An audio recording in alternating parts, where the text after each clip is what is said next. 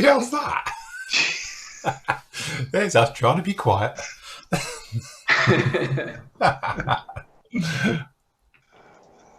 Never.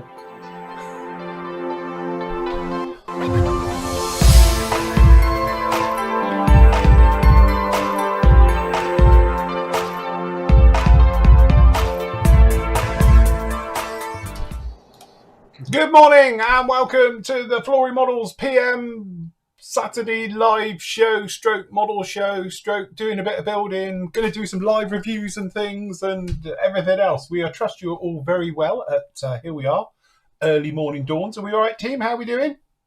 All right. Good morning. Yeah, fine, thank you. As you can see, John, clearly from that answer, you can see he's used to being up early because he's quite, higher pitch and all the rest of it, and then obviously it gets lower as you go down. Yeah, great, love it. So yes, anyway, congratulations to everybody who's up very early, including who was it? It was up at 2 a.m. David. Well done for David, who's 2 o'clock in the morning where he is.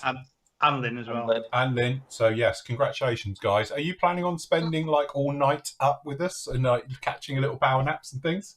Yes, there we go. David's in there. Yes, very good. So anyway, dedication. We love it. Absolutely. So obviously, because there's no model shows, what we're planning on doing over the next whatever is bringing you sort of virtual days like a model show. So the whole point is we're actually going to be doing modeling very much like we did last Saturday, improv, you can ask questions, things like that, as well as we'll throw in some various things. So we'll do a little bit of demos, showing you. I'm going to do some live reviews, which I will record as well. So, and then you guys can give us your feedback after we've done the reviews.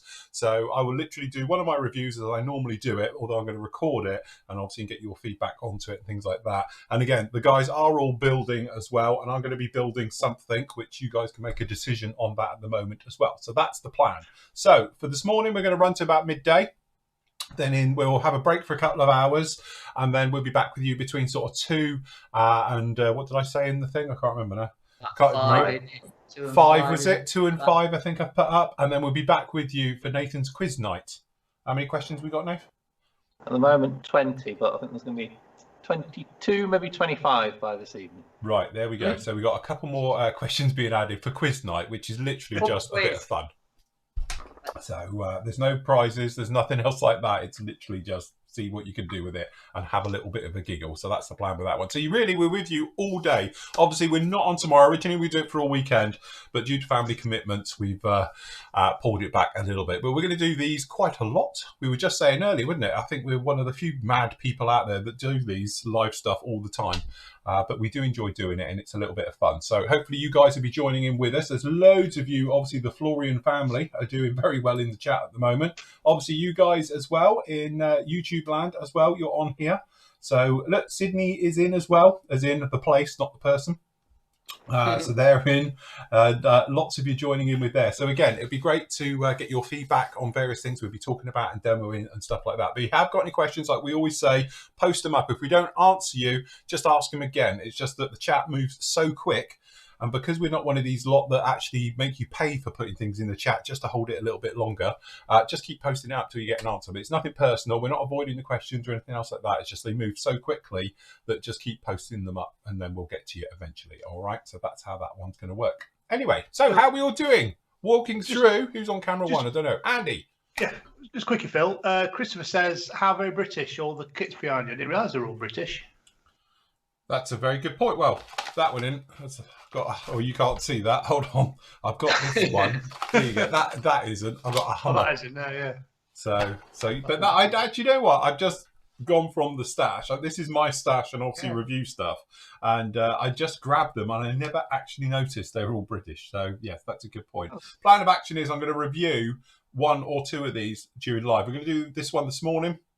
We'll do the Jag, then this afternoon we'll do something else of these. And then the point I'm going to ask you guys is, which would you like me to build? So the old point is, this morning and this afternoon I'll build one. And then obviously on the next show we do, I'll be painting it, so forth and so on as we make our way through. So your options are, we're going to go with the Lightning, we've got the Harriers, whichever one of them, or I've got the Hummer 48 scale Tamiya one, which is a leftover from another kit I was doing. So I was just doing stuff that I could put together in the space of a few hours. That's the plan. So give us your feedback on that one. Post up what you would like me to do, and then I'll start on that one. Right, No, sorry. hold on. He's not building the Jag. I'm building the Jag. I'm reviewing the Jag. They're all going, the Jag. No, I'm building the Jag. Yes, I'm reviewing He's the just going to Jag. review the Jag. Yes. So you need to pick one of the planes or the... Look, they're all picking the... No, not the No. Jag. Which Sorry. Harrier, Alan? Which GR3 or GR1? So, or I'll do a Lightning or the Hummer. So that's the plan with that one. So I was just going to do something quick and easy that I could bang together in the space of not a lot of time at all. So there you go. Someone keep an eye on chat and see what the majorities are going to be. Both. Right, very good. Right, Andy, what are you doing? And what's PM doing today? I'm going to carry on doing my, which is now got paint on it. Waltzing Matilda. A Matilda. I'm going to start doing some highlights and shadows and highlights on it. Modulation. Yeah, and so let's see how come on with that. Quite pleased with it, actually. I did a custom mix of paint using XF58 and XF59 and a bit of XF4 in it, just to try and get the colour right, because it's a weird colour. Sort of like a Russian sort of. I don't know. It's definitely not a British colour. It's not a Russian colour, so I don't quite know what it's supposed to be, but it's green. And the original plan was to do a winter whitewash over the top of it, but I'm struggling with paint. You're bottling out of that one. Well, it's fair. If I'd got a new pot of XF2, I'd have done it, but mine's really thinned and it's. Well, just use a bottle of light wash and just give it 3 or 4 coats for an airbrush and then rub it off. Instant winter camo. Yeah. Just saying. Obviously, other products are available. Play around with it and then see how I get on with it, and I might pick up some XF2 on Monday. We shall see. You've got any left. Very nice. Right. Okay. So next up, we've got John. You're on camera too. Yeah. Remember your names. I'm probably going to be plodding on with my little Beriev. Yes. Paint, really. So, yeah, my view will be the other way this morning. I'll put the camera on my paint booth and we'll whack some paint on that. Very nice. Cool. Good job. Looking very nice, I must admit. And you're impressed with that kit, aren't you? Yeah, I really am. I mean, I only received this from Matt on Friday. And it's ready for paint already. I know it's only 144. The only thing I haven't done with the kit is the windows. I'll do the crystal clear trick with that. Yeah. Because that was the only thing that wasn't great about the kit, because it had the sink marks in the windows. Oh, right. Yeah. And they weren't flush. So, but otherwise, yeah, brilliant. Very nice. Cool. Very good. Okay, and we've got. Oh, look, he's chopped his head off. Hold on. Told you. I might be able to. Hold on. Don't you move. I might be able to do it this way. I'm doing it. There you go. That's it. Better luck. There you go. He's in. So I'm carrying on my little tank for a bit. Also, I've dragged this in at the little Firefly from Airfix. So I can do whacking some decals and stuff on that. We'll see how far we get with that. And then this afternoon, I might attempt to do a little bit of a diorama. As in, I won't be getting it done, but I need to get it like planned out what I want to do. So we'll I'll drag the stuff down from upstairs. So yes, I'll tell you what. You know what? They keep going on about that bison. One day I might just pull it out, and then that'll just shut. Like, are they all on about the bison? Wow, that'll throw in, wouldn't it, if I did it? It's a family joke. Yeah. That's it with it now. Okay, and Nathan. Right, I think I'm going to work on either my little Spitfire, the Airfix Spitfire. I need to fix the blue, or I might do some. Put some more time into the teeny tiny Mary Rose. Very nice, very Rose. Very good. How's it coming along? Is your photo etch done on it now? I've kind of redone. I wasn't happy with some of the bits, so it's taken like a few steps backwards. But yeah, I'm doing the nets again. It's getting there. The photo etch is done. It's pretty much ready for spraying. I'm just doing some work on the seams at the back end. I'm getting there. Very good. Excellent. The other thing we have to talk about as well is we've got a discount offer going on with Pier Models at the moment. So what is it? 10% off of Andy's pants? Yeah. Basically, it's off all kits, yeah? Andy, yes. Andy, hello? Sorry, I was reading chat. It's off all kits, apart from obviously special offers, because they've got more than 10% off anyway. Right, so yeah, 10% off all kits. All kits that are on the site at the moment, and then it's an automatic discount, isn't it, that gets added at the end, yeah? So you just bang it in your basket, and then away it goes. Yeah, the discount on the special offers is already taken off before checkout, so you won't see that come on checkout, but yeah, everything else comes off at checkout. Right, so that's just model kits. It's not sundries, paints, or glues, or anything else like that. It's literally just off of the kits on that particular one. Just model kits, yeah. We don't make enough on it, the other stuff to... Yes, and the other thing as well, I'm doing a little bit of a quick special on the Flory store as well. So as you'll see, it's sale prices down on here. So we're just doing it's not on everything. So it's on the full pack of sanders. Normally it's 43 or 44 quid. It's now 34. Some of these have like literally got sort of 50p off all the sander packs type things down in there. But again, it's not all of them. And then washes, it's just on the full set. So instead of being like 42 quid almost, it's 32. So you're saving a tenner, but it's not on pigments or individual bottles and stuff like that. It's a bit of a limited sale, but if you want to grab yourself something in there, you can do that as well. Okay, so there's plenty of things going on if you want to grab yourself a little bit of a bargain and things like that. Okay, so what did everyone say out to build then? Did we see? They look like the lightning, to be honest. Yes. I think. I think. Obviously, besides the Jag. Apart from the Jag, yes. Clearly not building the Jag. When I said this lot, I meant as in... So no one's going for the Hummer then. I was looking forward to doing the Hummer. 48 scale, fair enough. Right, okay, so we're going to go with the Jag. Jag. Oh. Gary's got a thing. Nathan. He's building Lightning the Trumpy Lightning F6 for the 60s build, and the instructions say paint it medium sea grey. It should be barley grey, isn't it? There was like a couple of variations on the grey for a very short time, I think. It was two-tone grey, but that's the 80s scheme. So I imagine an F6 to be a 60s build would be natural metal. Is it the Trumpy F6 that you sent me? Don't know. Sure. Could be. Yeah, it's the one with the teeth in it. You can. Oh, you It's like F2A. Yeah. No instructions in it. I'm looking at the instructions somewhere.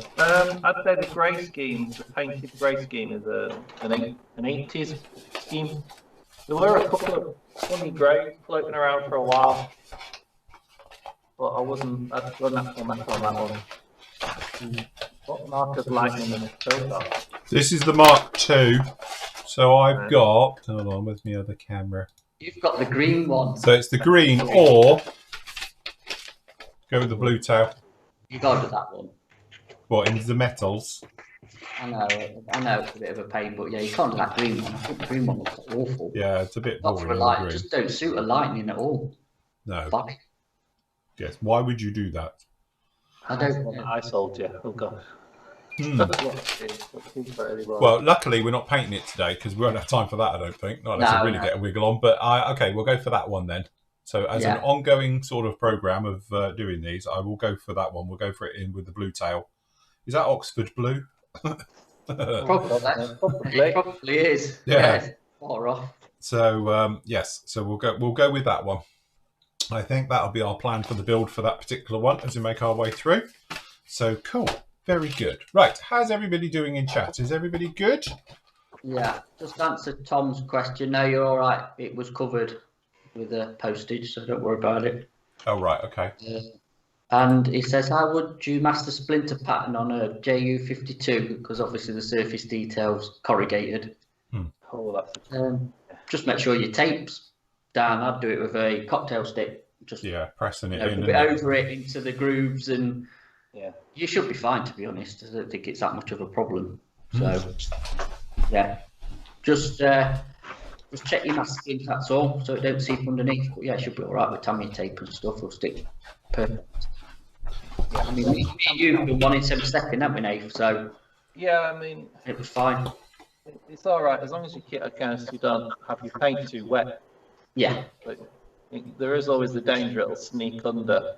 But as long as you spray it quite dry around the edges, it should be all right. Right. So yeah, speaking of books, because Nathan was just showing his one. Also, this is another good one for the Lightning, which is the Daco Productions one on the Lightning, because you've got all the referencey pictures on there. Probably tell you the colours as well, doesn't it? Probably will do actually, yeah. And obviously, so what grey were they, the later ones? Because somebody was asking. I'm looking now. I've just found the F2As from the Airfix kit. It just doesn't tell you the shade of blue next to it. Oh, right. It's helpful, isn't it? Chris has put some up. Sorry, posted a question. Photo in Flory Models, web box, whatever. F3, 3, 6, Q5.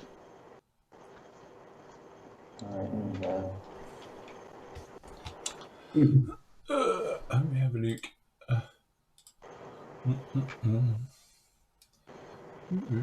That's the question.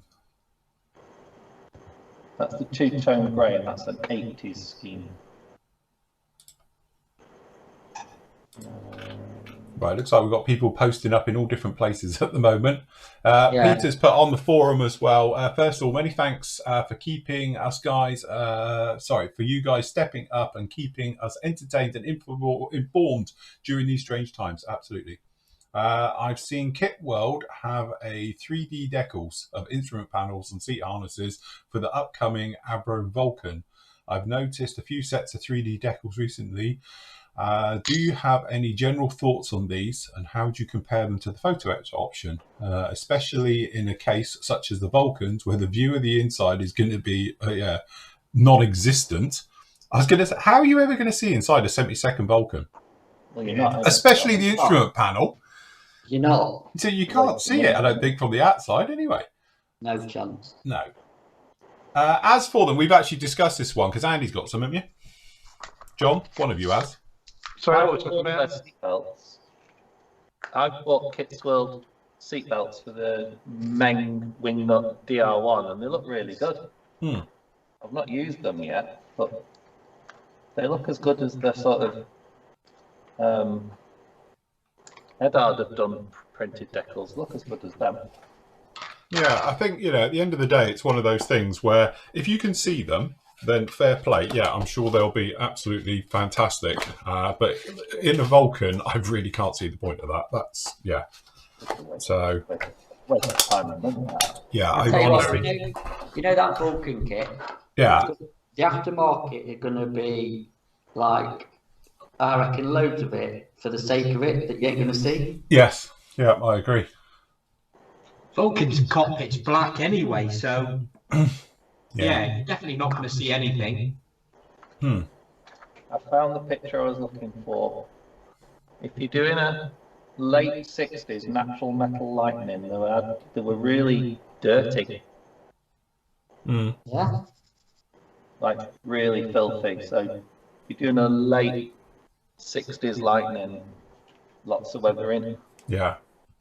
I don't think you might be able to see. It looks like lots of grease stains on it. It's like a yellowy brown. There you go. Discoloration. Yeah. So, I think the trumpeter kit gives you decals for 1970. Yeah. Who's phone? You're on air.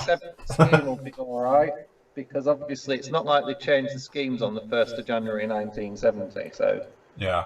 The Trumpy kit gives you a 1970 scheme, but it'll be all right. But if you're doing a natural metal lightning F6, they would have been weathered to hell. Because these have got the big tanks on them, so that's an F6. Yeah. Oh, it doesn't say. Yeah, these are F6s, yeah. So there you go, lots of weathering. Oh. Cool. They didn't keep them all pretty and fresh looking. No. Nicely weathered. Okay, so as for the decal bit as well, I think they look really nice. From the ones we've seen are absolutely fantastic, no problem at all. But again, it depends if it's going to be visibly seen. At the end of the day, if you're into that situation like they're trying to flog there for the Vulcan, honestly, I just can't see the point. I think that's a complete waste of money. You know, if they were doing it in like an F-16, especially the bigger scales like 32nd and 48th, then yeah, absolutely, because it's literally clean off the area, stick it on, job's done. So you just prime the tub and put them on, and your job's done. It's the easiest way of doing the you know, the system altogether from painting details. So if you're a bit like me and not very good at tiny details, then it's just a lifesaver. But in a Vulcan, can't see it at all. He says, also, ICM, close on the heels of Airfix, doing a 30-second Tiger Moth, follows the 48th one by Airfix, and then 48 scale Beaufort, followed by the Airfix 72nd one. And then what is the odds that a 48th Vulcan coming from ICM? Probably not. Yeah, I wouldn't have thought so.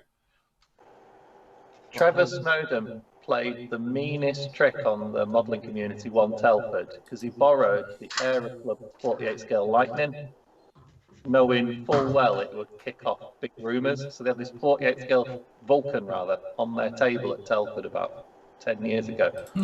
Obviously, set the chatter off something chronic, but he just borrowed it from Aero Club. Yes. But it was ginormous. It's like the size of a dining table in 48. Oh, he was crafty doing that. These 3D printed decals are brilliant. I reckon they're as thick as photo etch, so they're the same thickness as a photo etch seat belt. But what I'm hoping is they're much more flexible, so they won't like when you put photo etch seat belts on, they kind of hover, don't they, and float because you can't bend them how you want to. Yes. But I reckon the printing qualities, you can see if you really, really get in close, you can see a little bit of the sort of dot matrix print. Yeah, the print.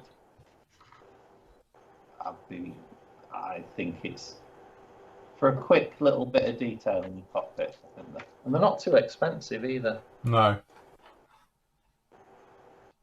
Just thinking while we say, just caught up with what Rob Wood said on chat because he's just been in hospital with a spell with COVID. He's back out now, so glad you're. Yes, definitely. Glad you're out and on the mend. That's good. Yes, definitely. Well done, Rob. Yes. Yeah.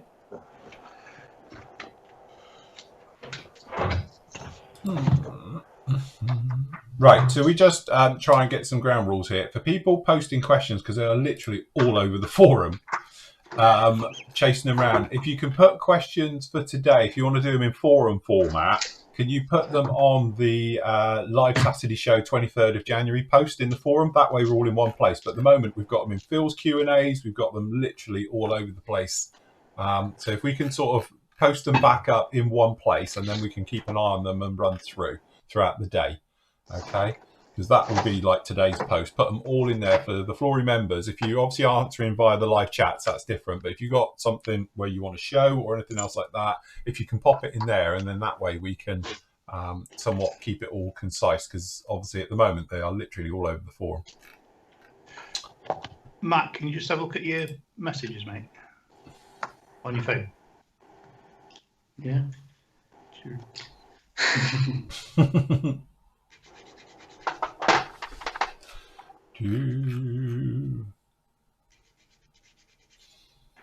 Okay. Can you see the stuff there? No, I'm being No, told good for that.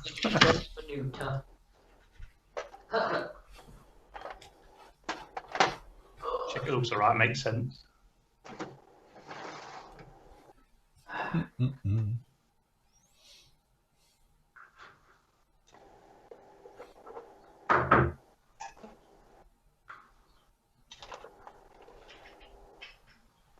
See that Australia in the house, tomorrow's people, as I like to call you.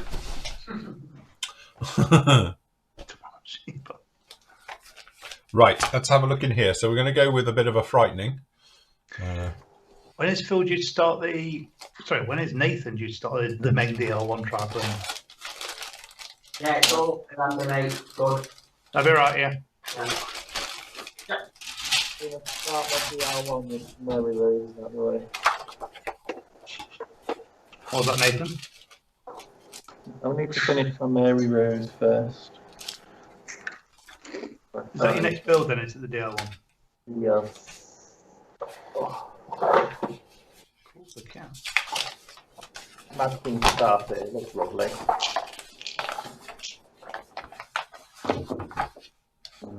Nathan's trying to colour match. Well, you see, the irony is, I kind of mixed my own top camouflage colours. I used Azure Blue out of the bottle, and it's supposed to be the same colour as that, and it's way darker. Ooh.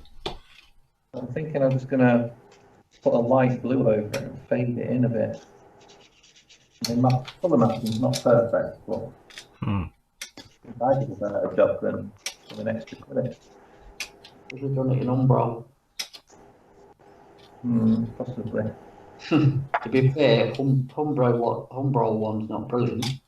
I think it's one of those colours that nobody's got it right.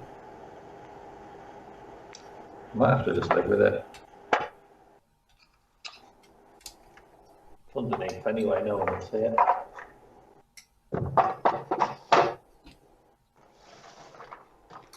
Get the weather in, nobody will know. Yeah, that's it.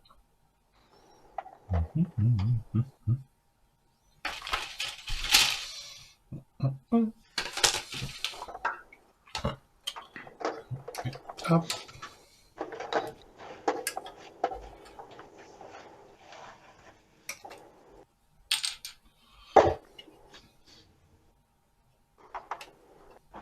I'm wondering if I can use one of my Ukrainian flanker blue. So, did you answer? Dean's asked in questions, which tool would you recommend to help with 135th figures with regards to clean up, as in redefining pocket seams and creases, etc.? The Trumpy scraper number, which ends in 69, is probably the best one, because that's more of a carving tool as well as a scraper.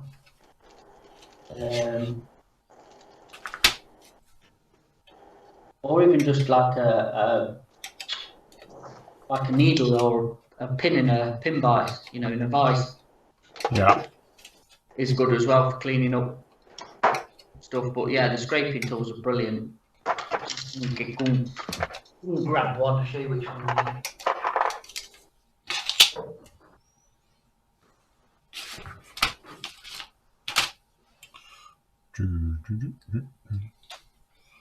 Right, I'll just hack some of these off.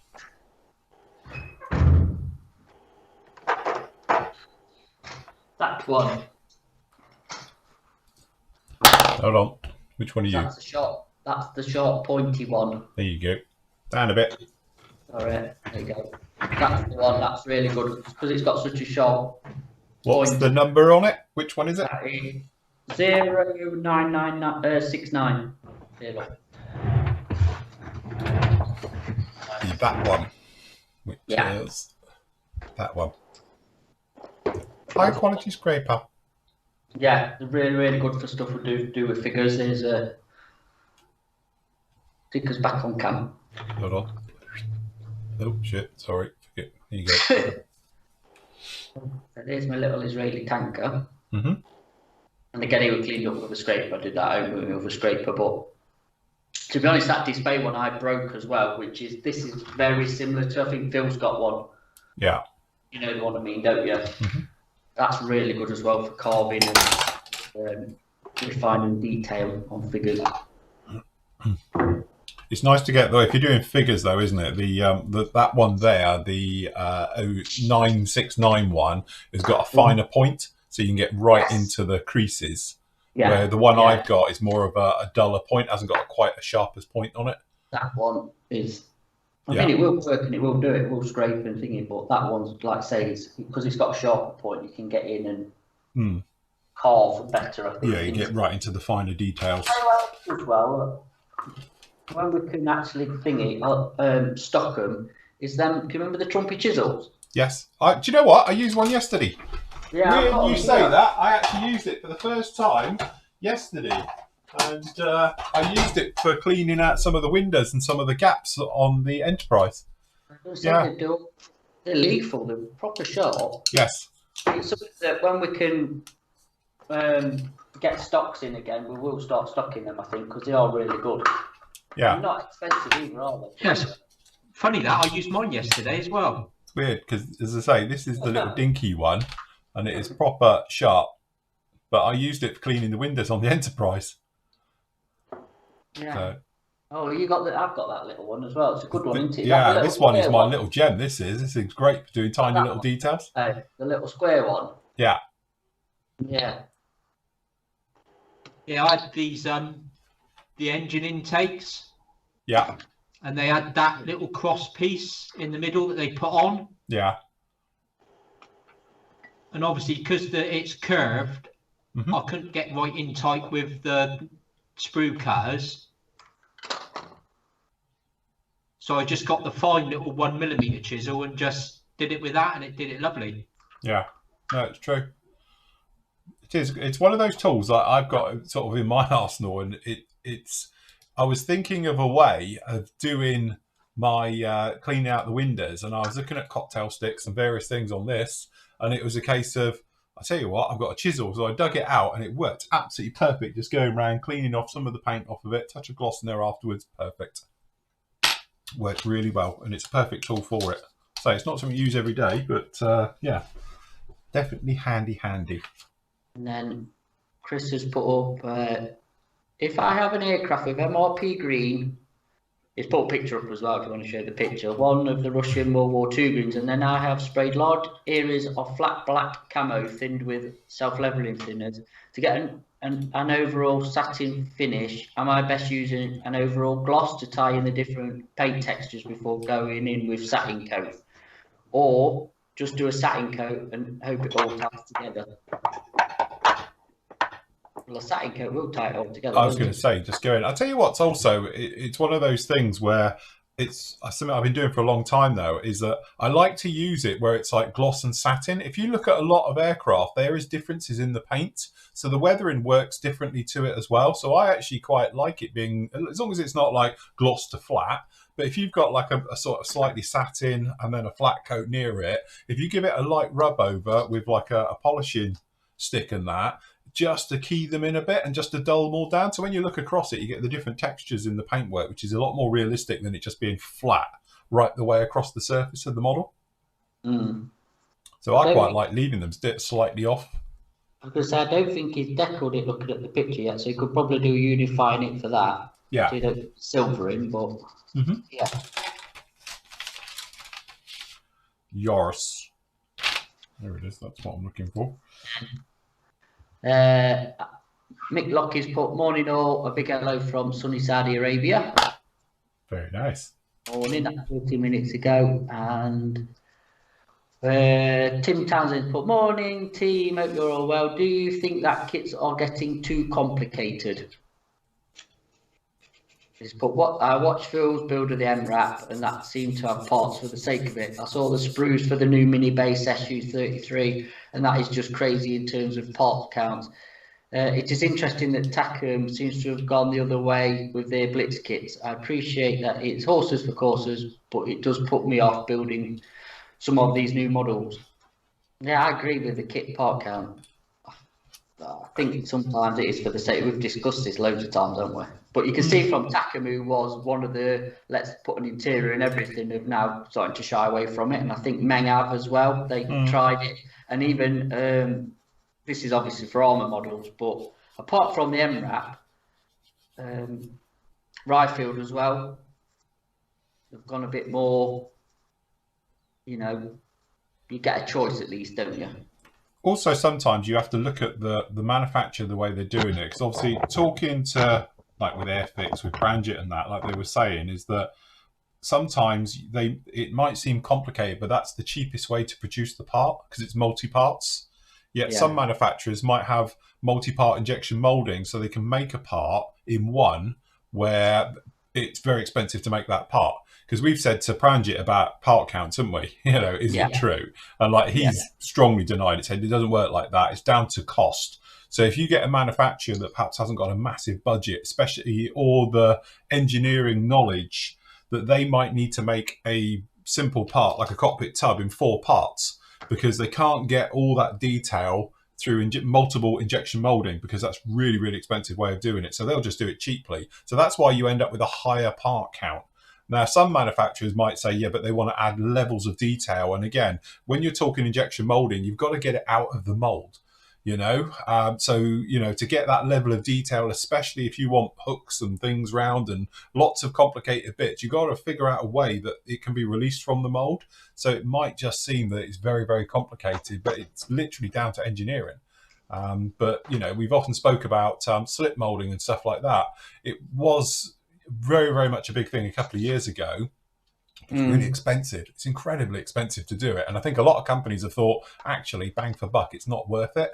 So although it seems great to have a one-piece fuselage that just comes out and it's almost seamless and all the rest of it, there is the case of the cost of actually doing that is a lot more than it would be just two halves going together. Really, is it worth it? You know, so again, sometimes I think if you look at part counts, it's very high. You also just have to look at the engineering side of it, you know, because again, Tamiya don't seem to have gone down that route. Wasn't it the wingtips for the Mosquito they did as slip molds or slide molding, should I say? And then after that, oh, wait up, Andy's in Australia. There you go. And again, oh no, that's it. That'll be the one. So, yeah, so consequently, I think that's what it also comes down to as well, is cost, physical cost of exactly, you know, the manufacturer, how they do it, and also their knowledge. So sometimes it might seem it's really, really complicated, but it's the only way they can afford to do it. Again, I do think the thing with the interior, especially this is obviously armour, it's so niche again, it's just, it puts people off. Do you know what I mean? Yes. Because, you know, you could be building for weeks and weeks and not seem to be getting anywhere, I think. And it's, I don't know. But also, it's a bit depressing when you hide all the detail and you never see it again. Well, that's the other thing. Yeah, exactly. You're doing a load of building for nothing. Yeah. Which you've probably done on the MRAP, to be fair, haven't you? God, yeah. This was absolute. Probably, I would say 50% of everything that went into that kit you can't see. Yeah. Again, it's a shame we've not done a simplified version of it. Yeah. Perhaps they will, I don't know, but yeah, I don't know. Not for me. I ain't got the patience for it, to be honest. No. And I must admit, if I knew it was going to be that intense, nor would I. Yeah. You kind of got bullied into that one. I did get slightly bullied into that. That's why. That's because I'm like an easy pushover. Yeah, instead of just going no chance. Yeah, sod off. Have you seen the part count on that? Yeah. Question here from Dave. He's saying, "Hi team, I'm shortly going to be getting back into modelling after a number of years away. Questions. There are now so many paint manufacturers. How do you choose which one to use?" Again, this is quite a returnee's question about it, isn't it? Is that I think it's one of those things where you have to think about, do you want to go down acrylic or lacquer? Obviously, lacquer is a bit more smelly. Forget the health thing; they're both really bad for you. But you know, you want to go down that route. If you're going to go down, obviously, you're coming into it, then you can't go wrong with Tamiya acrylics. But you have to be warned that they don't do all the colours. So, you know, you might end up having to make mixes and stuff like that, where other manufacturers like AK Real Colors, they sort of do everything, you know, and you can go with Valleos and stuff. But some of this comes down to personal choice, what you like to use as well. What I would suggest is just get yourself basic colors for Tamiya, because you can't go wrong with it. It's very easy. It's an alcohol-based paint as well, which means you can thin it with lacquers or with acrylics. It doesn't mind. And that way they're a really good starters paint. They just work, you know. It's one of those things where you just put it down, you mix it up, and you should have good results every time. Some other manufacturers, they can be a little bit finicky. But again, it's a little bit of personal choice. So I would say if you're building a kit like a Tamiya kit or something else like that, then I would say just get the Tamiya call out colors for it and go for it like that, just to get yourself going. And then once you've got, you know, a bit of a feel for it and you know what you're doing with it, you can start to experiment with other brands and things like that. So you might be building a particular model that, you know, obviously Tamiya don't do that color for, but you might see it in another manufacturer's color. Just buy that one color, have a go with it, see how you get on with it. If you find you get on well with it, then you can extend the range and go through it like that. But like for me, I tend to just use Tamiya and Hataka these days. That's all I've actually got. And then for metals, I use Extreme Metals. But again, I'm one of these people who've probably had every paint there is at some point or other. Don't know. What do you think, guys? I think Tamiya is the easiest to start with, if I'm honest, especially if you're airbrushing. Yes. Brush painting's a bit of a different thing if you ain't got an airbrush, but Tamiya's is just an all-round easy paint to use, isn't it? Yeah. The thing with Tamiya also, you can start off using their own thinners, and you can migrate on to the lacquer thinners. Yeah. You start going on to other products that use lacquer thinners as well, can't you? Is that your spray booth? You what? Yeah, is he deliberately dirtied it up to make it look like he uses it? I do actually. It's filth there. I do use it. Yeah, I reckon he's just been in there with a can of Halford's primer to make it look rough.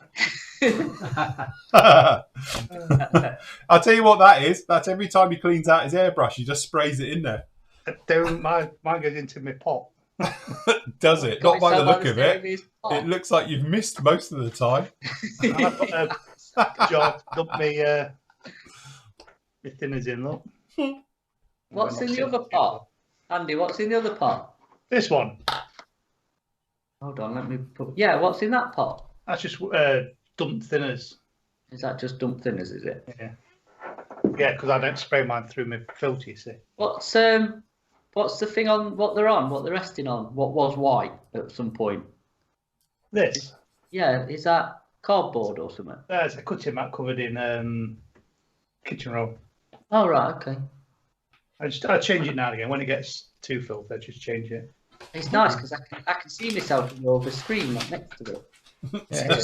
You can see my hand. Just there. He was up early this morning weathering that booth with dark dirt, wasn't he? Yeah, you know, I thought that. Oh, look, Nathan. Little Tammy stand. Useful these are actually, aren't they? They're brilliant, they are. Yeah, they are really good. Yeah, I do like them. Do you know the only thing I think with them, you know the actual other bit, the turntable bit, where's yours? Yeah. I actually wish the turntable was bigger on top. Yeah. It's too small. If it was sort of, I wouldn't say dinner plate size, but not far off, I think it'd be more useful. But yeah. You get all the clips for them, don't you, which are in here somewhere? Yeah, the clips are, yeah. Yeah. I don't know, they're all... Well, that one you've got, you know, the one obviously that's shoved outside your filter. Yeah. It's obviously designed for car bodies, and it is actually brilliant for that. So I was using it with my tank. I put my tank on top of it. Yeah. And one day my wife found out she got no pegs. Why? Fixed all the pegs. The things you have to do. I know. Can't beat pegs. Can't beat pegs. Good old pegs. Certain things in modelling, like pegs, it's like it'll be around forever. I'm surprised certain companies haven't released a version of their own yet. Do you know what? I knew you was going to say that. I knew that. Before you even said it, I knew that. It's because it's true. Yeah, no, I know. Craig's put, when you go, because he's in Australia, selling sanders and washers, or does he need to come to England? Yeah, at the moment you can't get them anywhere. It's great. To be honest, Brett's got them in the US. He got his delivery on Thursday. I was very impressed. It went from here and got to there in 3 days. Yeah, but he's in Australia, not the US, and Brett don't post to Australia, does it? Because it costs as much for him, doesn't it? I don't know. Yeah, it's postage costs, isn't it? It's yeah. Yes. Yeah. It's not good. Davies put back to my World War II aircraft book question from last week. Wasn't that from the other day? We did that Wednesday, didn't we? Anyway, what I was after was some general books on various countries' aircraft. For example, one book that contains all the British aircraft of World War II, one for the US, Russia, and so on. So, which books would you guys recommend for British, US? Yeah, we did this. We spoke about that. Who's spraying? That's a bit loud. Mute yourself. That's not mine. It's too loud for mine. Yeah, no, sorry, I accidentally sprayed. I must admit, that's the first time I've seen John's little layout there. That's very impressive, John. Do you know what they are? IKEA tables, aren't they, John? Yeah. That's very impressive, that is. It's the first time I've seen it. Have you not seen? You've seen his shed, haven't you? Yeah, but not when he had that bit. I've seen it, but it's before he plumbed in his spray booth. Oh, right, okay. Yeah, it's very cosy in there, isn't it, John? It's very nice, yeah. In fact, John weren't on that time when we did the tours, did we? Because just me, Phil, and Andy on, wasn't it? So Nathan and John needs to do a tour of their caves at some point. Yes. Today. Yeah. I think Nathan needs more warning than that. No, Nathan needs now. I'm not doing it now. Health and safety. Health and safety. I can't do it. I'll tell you, it'll be like a trip to Narnia. They're more like Indiana Jones and the Temple. True, that's yeah. But yeah, we did answer your question on that. Because Nathan. Yeah, now he's saying he wants more generalised, but bloody hell, David, what do you want? Crikey, you can only do so much. If you want an encyclopedia on British aircraft, I don't know. There are books out there that cover them, but I wouldn't say they cover them in great detail. Not each aircraft in particular. I'll tell you what, best place to go, they're in the UK, but obviously it's a bookshop, but Book World Wholesale, go onto their website and then just browse what they sell, because they are more specialised for books and modelling books and everything, because that's where we get probably ours from, most of us, don't we, and stuff, and we see them at shows. And then obviously you can then translate that to go and say, right, I like the look of that book, and go to in the US and find your book sellers in the US and get that book. If you just Google British aircraft of World War II, you'll generally find, I'm trying to think who does them. Sometimes you get them with special edition of magazines, don't you? They'll come with a... Yeah. The trouble is now with the internet, is like, why... Yeah. Yeah, do you know what I mean? Yeah, you could Wikipedia it and then follow the links off of that. Yeah. No. Unless anybody in chat can help him, shut up in chat, because... I do like books, I have to say. I'm not saying, but I'm a bit of a book. The only thing I can think of is the Putnam. Is what? Is it Putnam books, where they did a book on a manufacturer? Yeah. It's literally like 2 pages per aircraft. Yeah. I'll tell you what, he needs them James books. Do you remember them James aircraft books from back in the day? Yeah. Putnam Aviation Books, and they stopped publishing in 2004. I always find with a general book, you get a little bit of information you want, and then it stops. So there is a book, Aircraft of the Royal Air Force since 1918, and it's Putnam, P-U-T-N-A-M, but it is literally like 1 page per aircraft.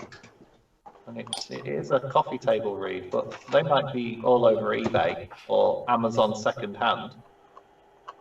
So that's the only thing I can think of. But you'll find you'll get 2 pages on the Spitfire, and that's it. But sometimes that's all you want, though, isn't it? Yeah. So. Yeah, you're all right there. I think you've just got to. Yeah. Do a bit of searching, haven't you? I mean, I'd look on Amazon for used books, because definitely in the UK, sometimes you can pick stuff up for about £2. And it must be the same in the States, where they do like a second-hand book for $1 or so plus postage, and you can probably find that'll do the job. Yeah.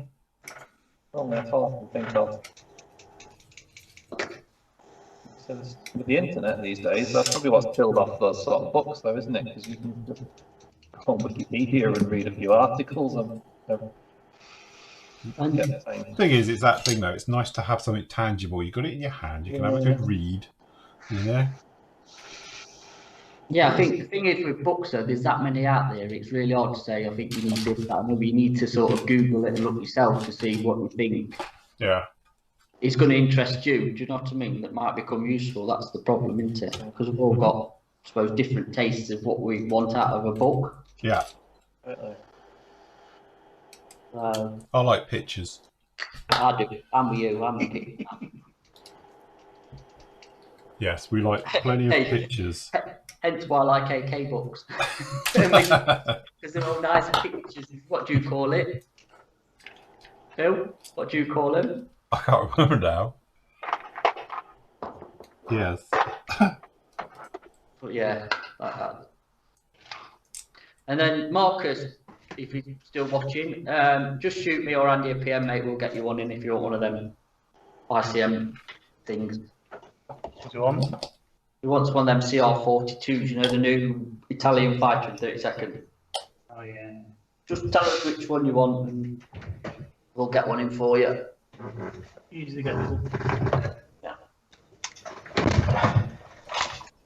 Just send me a message, Marcus, and sort it Monday.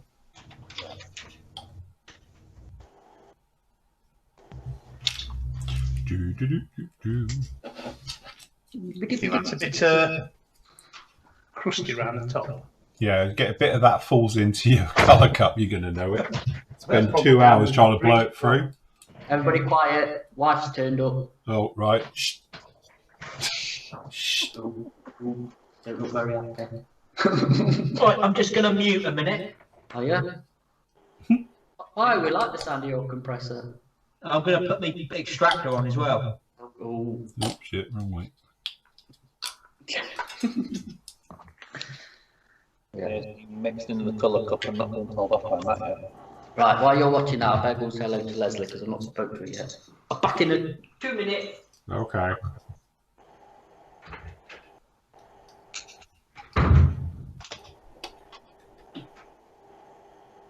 Why is this your blue such a tricky colour? Yeah, you'll be fine. Just whack it on and weather it in. I'm sure I ended up using. I ain't got a clue. So you're not that sure then? No, since I got this kit from PM, I didn't think to buy the paints for it, so I've literally... Yeah, but I'm sure when I did Attacker, I'm sure Phil's first reaction was, "Oh my god, what's that?" Well, to be honest, like we said before, it's one of those sort of areas where you put the blue on, it just doesn't look right. But when you put the stone onto it, it actually looked better. But when it was original, it looked purple. That's fair. I think I did go over it though. I might have used MRP in the end. Can't remember. Such a while ago. It was at least 2 days ago. I was going to say, it wasn't that long ago. Pegs. Can't go wrong with pegs. Pegs. Put pegs on. Right. Okay.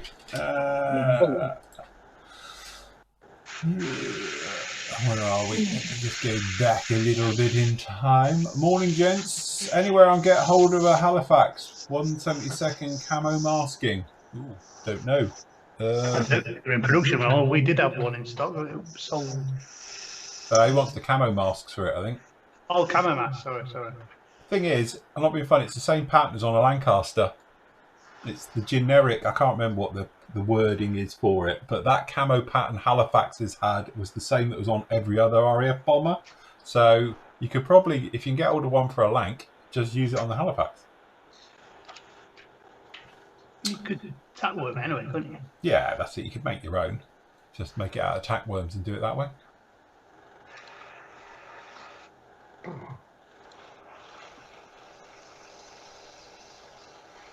Do you always prime your models? I keep putting my paint up when you're masking. That's the problem with it, Bradley. At the end of the day, if you skip that little simple step and you think, you know what, it's a just a 5-minute job, it'll be fine, it will come back and bite you. And I'm a classic. I speak from experience on this. Many a time I thought, you know what, I'm just going to paint it. Then I've masked over it and pulled it off. Some kits are worse than others. Airfix, for instance, if you don't mask, prime up Airfix plastic, has a habit of peeling off, especially if you're using sort of, polyurethane paints. So if you put a primer coat down, it really does help. This thing you can just about see here is my latest project I've been working on, just finished it now. There's a prime example. I primed that with gloss black right the way over it and everything else, literally because I had so much primer as a primer coat to weld it down. Then we had gloss white on top, purely because we've got all of this masking. Peeling it off, I was paranoid about taking it off down to plastic. And that's basic. Revell's plastic isn't the best in the world. So with that one, it was an absolute got to be done, purely because I didn't want to, and I never had a single peeling problem whatsoever. It worked really, really well. No problem at all with it. But again, I think it's one of those ones where it's very, very easy to think, you know what, I won't bother with that.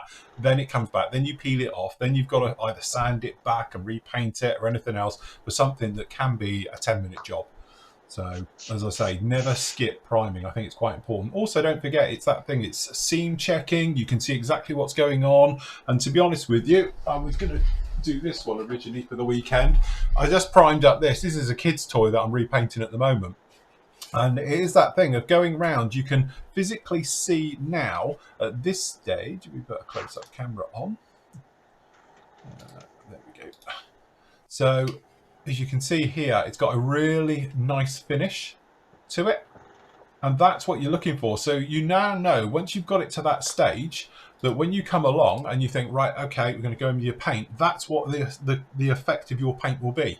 So it's another way of seam checking, so you can make sure there's no lumps and bumps and nasties into it. You haven't got any hairs in it, fingerprints, glue marks that are showing through, even plastic seam marks, stuff like that. You now know it's absolutely fine. So when you move on to that next stage, you know you're not going to suddenly see a fingerprint in your paintwork, which wasn't there before, or, you know, just say fluff coming up and stuff, especially if you're doing, like, you know, nice finishes like glosses and stuff.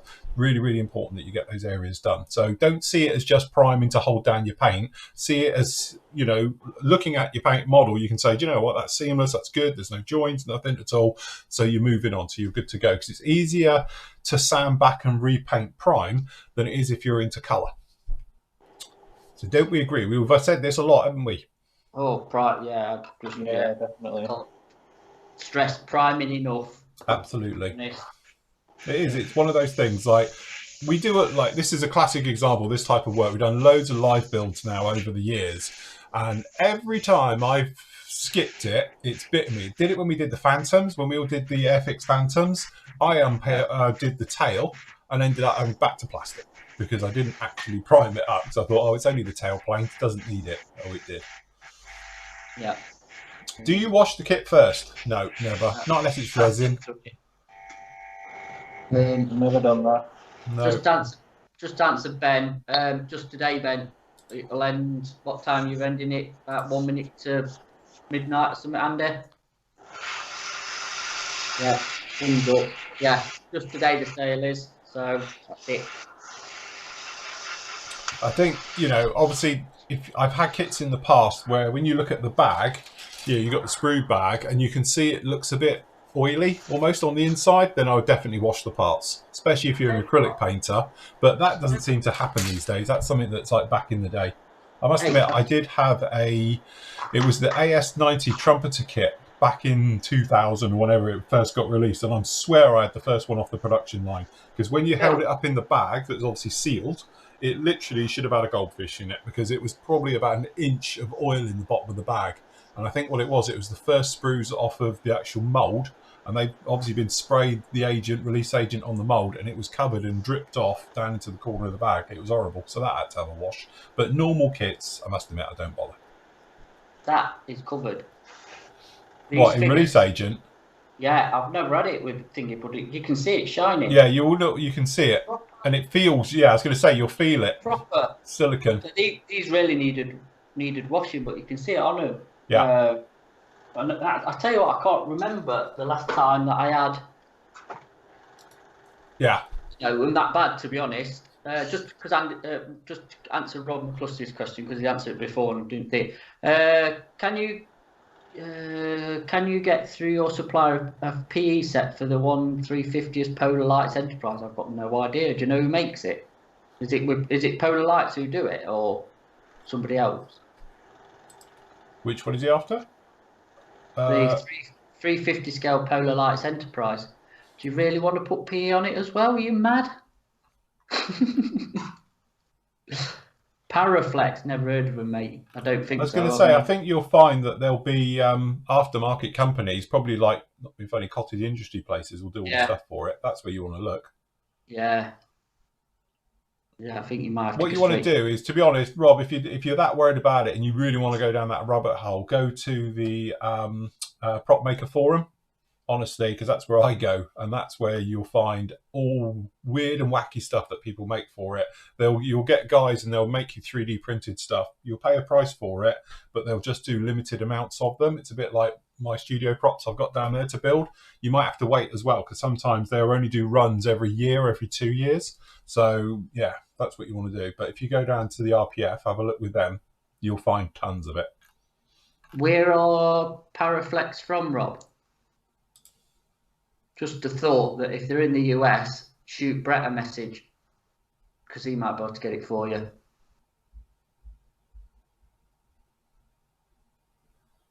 Don't Green Strawberry do some? Who? My God, see, they've got to be cottage industries with names like that. I've got no idea. Never heard of them either. Hold your fridge on. Keep quiet. With all them lot muted. It is, isn't it? It's how we should keep them all the time, I think. Yeah. Stuart says, morning Phil and team, thanks for all the great work you're doing for all of us. I want to ask of how you approach ejector pin marks. Doing an old trumpeter kit, not sure if to fill or try and sand them out. Again, that's the personal choice. If it's very thin, as in it's not a deep ejection pin mark, then obviously I will sand it. If I can sand it, I would prefer to sand it over filling it. But then you come into that thing like we did the B17, you got all the ejector pins in the Bombay doors, and obviously I've got the Bombay doors open on it. It would look really obvious. So when you're looking at it from that point of view, then I go for filler. So I made up my homebrew stuff and just dripped it into it a lot, let it self-level to take care of the pin mark, and that was it, and just left it to it. But if I can, I'll always sand it first, or scrape clean the ejector pin out. If you're into a situation where it's not viable because you can't get anywhere into there without causing too much damage, or if you're into a situation where it's really, really deep, then obviously you're going to get in there with a filler. What are you building, Phil? Me? I'm doing a lightning who's very, very frightening me. God. Yes, Carl says, Parafix do PE for the Enterprise. Got stuff from the studio scale Millennium Falcon from that. There you go. So yes, that's obviously what they do. Gordon's rushed around Tesco so he could finally get inlet. What did you say, Dave? So I watched someone on YouTube build this Spitfire, and they filled all the ejector pins on the inside. And I had faith in Pramjet that you couldn't see them when it's built, and you can't see them. So I didn't do anything with them. Because there's a few ejector pins in the cockpit, and you literally, once it's together, you can't see them. No. They're horrible when you're building it, and it's like right in your face. So you've got to be careful not to sort of get wash in it for weathering, but literally, you can't see them. No. Once it's all together. So I think sometimes it's worth thinking, what angles will you see when the canopy's on? And the Spitfire cockpit's tight anyway. It's like really tight, and a lot of the ejector pins got hidden. So hats off to whoever did the sort of final tooling and the design of it, because they literally. And again, you're back to that engineering thing, aren't you? You know, I think you get people and they're like, why has it got so many ejector pins and everything else? But it's an engineering point of view. And that's where I get a little bit angry with Tamiya, because Tamiya have a habit of sticking a million ejector pins absolutely over everything. Luckily now, over their last 20 releases, they tend to put the ejector pins where you don't see. But when you see the sprue like that, you think, why has it got like 40 ejector pins on it to get that part out? You know, but apparently Tamiya has this thing about clean ejection, where, hey, steady at the back. But they want the part to come out cleanly out of the mold, so they put a few more in, but they tend to put them where they don't show. Another classic for that is ICM. ICM do that very well. And to be honest, Wingnut Wings used to do it really well as well, that they'll put them where you will never see them. But it looks like it's right in your face, but there'll be something that will cover it. Maybe with all Tamiya's ejector pins, that's why you never tend to get warped parts. Maybe it helps in keeping warpage under control, I don't know. But sometimes it used to be really annoying back in the day where they'd do like a really nicely detailed inside of an undercarriage door and there'd be a really great ejector pin mark right in the middle of it. Yeah. And you couldn't sand it, you couldn't fill it. It was a proper nightmare trying to keep the detail. Yeah. I've never understood that, why they put them in wheel wells. Yeah. you know, places where there's ribbon or structural detail, and then they'll stick a bloody great injection pin right in the middle of it that you're just like, well, what am I supposed to do with that? Or don't know. Weird. Scratch build detail back in where it was, wasn't it? So someone's designed it in CAD, put all the ribs in, then obviously the tooling. Yeah. It's probably done by another designer who's just put a big ejector pin right over it. But I mean, John's Mr. Ejector Pin at the moment, isn't he, with that kit? Yeah, but at least there's a lot of them and they're big, but at least they're all accessible to clean up. Yes. It's when they're not that's a pain in the backside, isn't it? But somebody's just asked what book you've got there, Phil, for your lightning. It's the Danny Gorman's lightning one, so it's very nice on the back. I love that picture. That'd make a good poster, that would. It would, yeah. It would. But yeah, it's got all the reference photos. We were talking about these the other week, but you got everything you could ever want. Every single square inch of the lightning's been photographed in it, so yes, quite a handy one to have for these. Somebody was just saying there, what do you make of the Jag? I'm going to do a live video of this, which I'll probably do them this afternoon, to be honest, because we're running out of sort of time now. But I will do a live review. I haven't even seen it. I know Matt's planning on building this for the 60s group build, so I'm literally gonna do a live review of it. I haven't done it. I'm gonna record it and then I'll edit it tomorrow, so it'll go on the internet next week. But so stay tuned for this afternoon, and I will do that one. Brian says, morning, Phil and lads. Jack says, morning, Phil. Take care of the windscreen on the Lightning. You using extra thin and have a habit of sucking it up the tiny gaps between the clear and the coat. No, I don't use, trust me, I don't use extra thin for canopies. Never have done. I use PVA glue. That way you can get them off if you need to as well. Phil, is that Lightning the one with the nose fit issues? Not that I'm aware of. I've built a few of them now. I've got another one over there. So I've never noticed it to have a nose fit issue. I think that's a cracking little kit, that 7-second Lightning, isn't it? It's really cool. There's nothing wrong with it. Built a few. Yeah, I've built a few of these now. And yeah, I've never known it to have a nose fit issue. This one fits lovely. You've got an awkward seam on the inside of the intake, but... Yeah. To be honest, that intake, I never do anything with it because you can't see it. Yeah. I think the first time I did it's got an ejector pin in there as well, and I remember the first time I built this kit I actually sanded it off, and then it's like, yeah, right, once you actually put the two halves together and you put the radar in the middle, you can't see it. So yeah, that stopped after that one. Morning, Reese. What do you guys do with your used scalpel blades? Well, that's for people who use scalpels. I've got a scalpel blade catcher. Yes. Well, after seeing Krista, we're going to send them to him. Yes. There's a scalpel fetish. Mine go in a scalpel recycling box that goes to, well, when it's full, it'll go to the chemist and they will recycle. Yeah, if you go to your chemist, yeah, you can buy them, and they're only like a quid recycling, and they will take them off of you. Yeah. As well. When I'm back home tonight, when I'm on in the shed, it's there. I'll show you it so you know what you're looking for. It's called a sharps bin. If you just say to them, "Can I have a sharps bin?" Some of them will physically give you. If they think you've got maybe a habit, you can get them for free. Yeah. My one, I must admit, my Olaf blades or Olafs or whoever they are. Jesus, can't remember their name. What have I done with them now? It comes with a tub. Whichever I've done with it, which I've now lost, clearly. Oh, here it is. So this one, you actually get... Let's me overhead. Oh. Sorry, what am I doing? Wrong button. So yes, in here, I'll tell you what I'm going to do. I'm just going to take this and I'm going to put this over here because you guys don't see it anyway. And then we want to go to that. And then we want to go to that. There we go. So this one, you've got a thing where you've also got your new blades in here, but you get the old ones in there. So the bits you snap off, because this one is, I use one of these, you see. So you get a bit that pops up, and then you've got your tool at the back, which is for de-clipping it. So you just go in there, take it down the next clip, and then you click, takes your old one off, and then you come along here and you place in the top and it goes in. How clever is that? And you've got all your old clippy ones are down in here. So yeah, so fresh ones, old ones, and then you can then just hand that in or dispose of it sensibly, just like that. Yeah.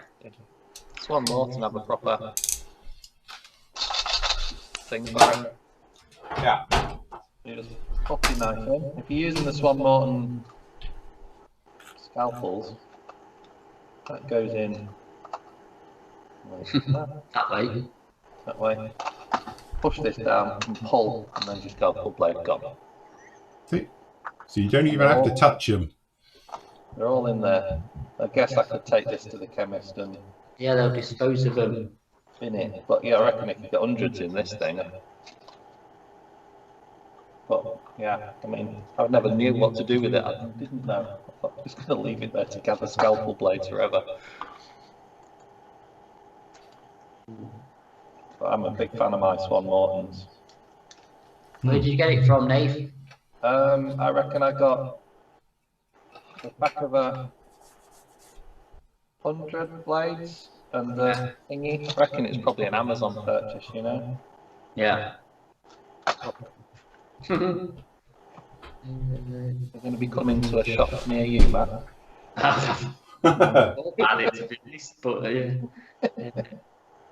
Gareth put a thing up about the Airfix MiG-17 has a joint at the nose intake. Looking online, some are visible, some are not. What are your thoughts? Ooh, do we need Comrade Buller for that? We need somebody who knows a MiG-17. I don't know MiG-17. None of us have built it. I think you've got one, haven't you, Nate? I've got one. It's on the... It's on the to-do list. It's on the build list at some point. Quite a long way down the to-do list now with the AR1. It's getting pushed further down the list. What you did for Comrade Buller, see? Yeah, that could be a good shout. We don't have, but I don't think any of us know the kit. So, What colour's the cockpit of the Lightning, Nate? black, isn't it? No, they're grey, aren't they? It's Is it black. grey? Is it dark sea grey? Admiralty grey. An F2A, I'd just do XF53 or 54. Yeah, that's what I was going to do. Just XF54. Yeah. That's what I normally do. Yeah, 54. Early ones were black cockpits, weren't they? F1. Yeah, I think so. You ought to look in your book. Well, that's what I'm saying. They're all the grey ones in here, but I didn't know what colour grey it was. I think it should be Admiralty grey. See, there's the early one. Yeah. And then obviously when you get back to the later ones, they're grey. Oh, wrong F6 camera. cockpit's grey, F3 is grey, F2 cockpit, F2A is grey. Yeah, because it's grey. Definitely grey. Grey. Yeah, I'd do XF. I always do XF54. It's close enough. Good. That's what we're going to do. Let's go over to my nice clean spray booth that I might have done literally just before we came on air. Can you guess I did the Star Trek base on this? Ah!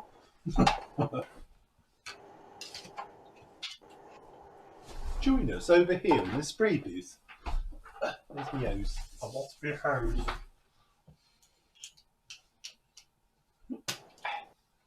Can you zoom me down a bit? There we go.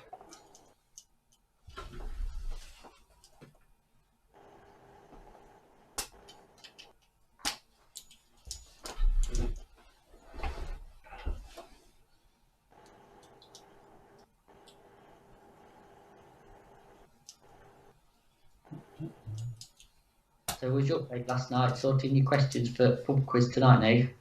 I was, yeah. Have you put some stinkers in there for everybody? There's a few tricky ones. There's a few like, it's not too bad. Bit of a mixed bag, is it? History, geography, a little bit of aircraft recognition competition.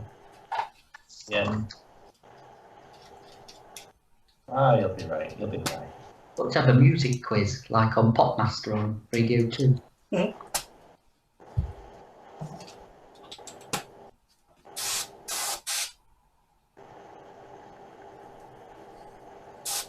Yeah, the trouble is we get copyrighted. Yeah, probably. What, for doing a music quiz? Yeah, you know what they're like. Any excuse. Get an excuse, yeah. Yeah, those poor record labels need to make their pennies, don't they? But they're awful, man.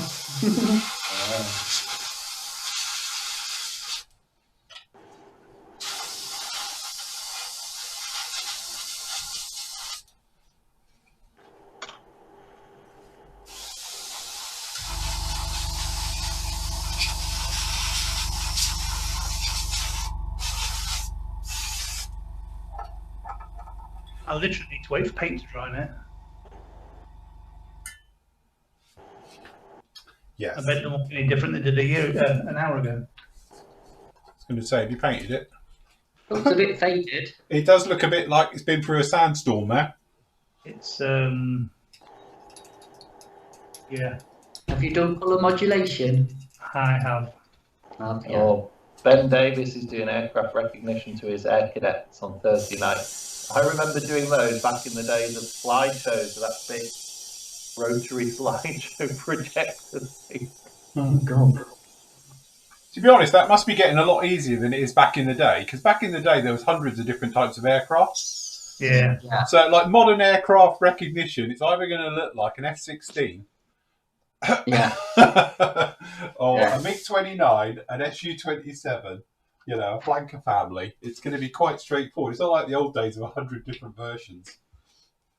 It's like the RAF, isn't it? It's either a Eurofighter Typhoon or it's a F-35. Yeah.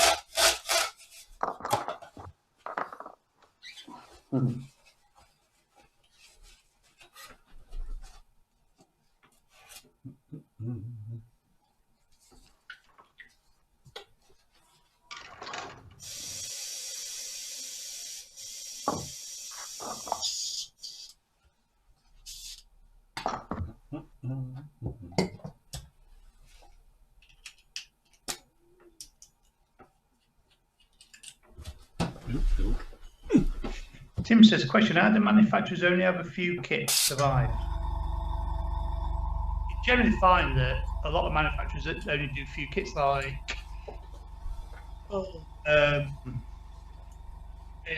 things like that. They do other stuff as well. They don't just do model kit. It's not their primary business, is it? Yeah, there'll be a moulding company that use other stuff.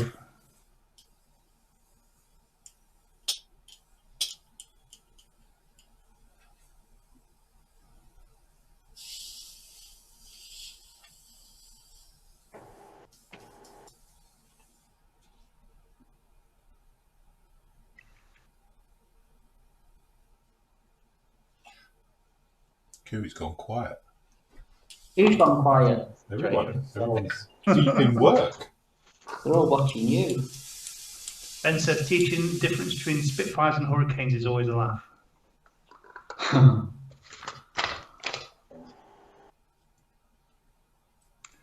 I always say to my missus, because I've got like one either side of each other downstairs, and I say the one that looks nice is a Hurricane. The one that looks tiny and posy is a Spitfire. One that looks like it's got some muscle. The Hurricane sits beefier though, doesn't it? Yeah. Well, it's got a different shaped wing. Yeah, but where you sort of just see it sat there, it looks chunky compared to a Spitfire. A Spitfire looks a bit dainty. Yeah. Chunkier undercarriage. Yeah.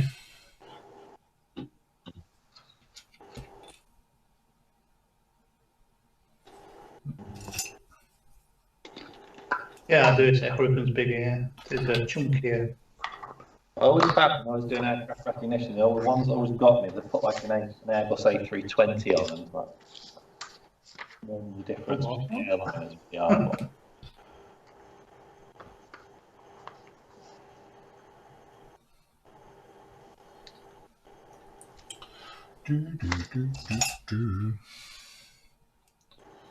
Oh, wrong camera. There we go.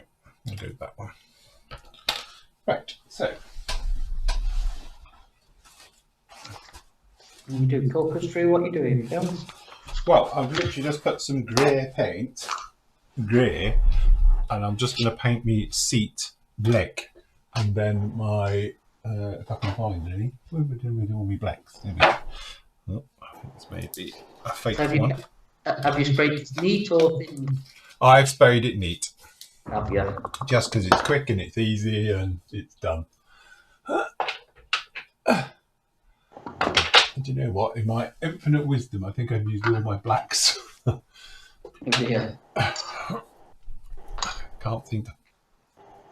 Hold on, let me check my paint stash. No, we're okay. Still got a box full. Well, 2 left in the box.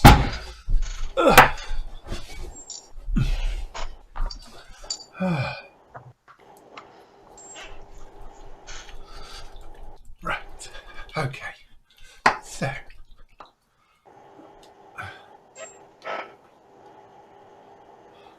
I'll just have a quick brush around here. Where's my brushes all gone? I'll put them away. Don't like me.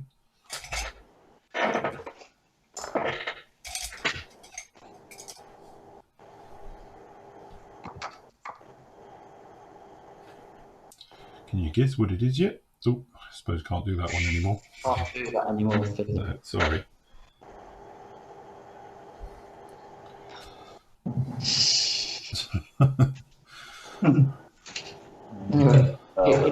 We're nice being on this morning. That's amazing. It's a text from my other half who's literally in the house. Where's my phone? I've lost my phone.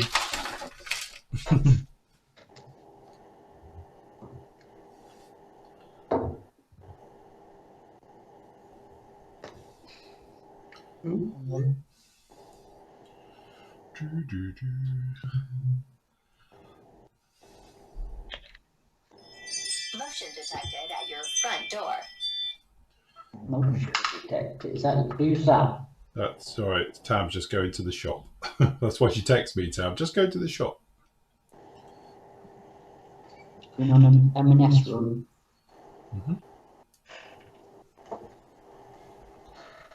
Just put on the pot.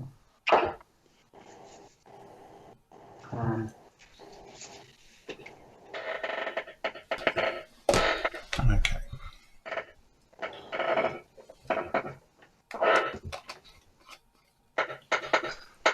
Okie doke. So.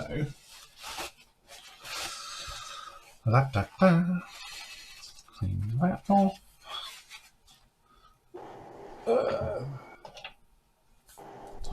Just have a bit of a green seat going on, I think. Oops.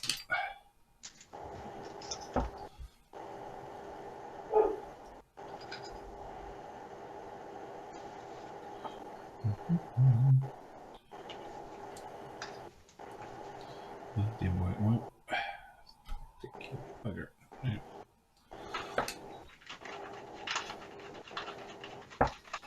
Right. Let's give that a smooching more.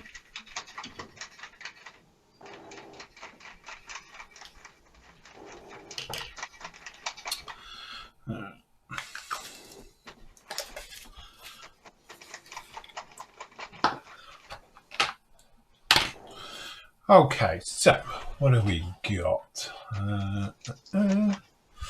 See what people are saying. These live shows start to take over your life. I know, tell us about it. You probably do this for a living, isn't it?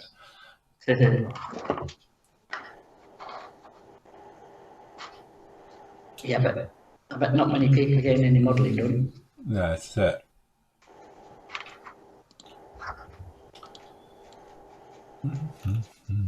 John looks like a stormtrooper from that angle. Does he?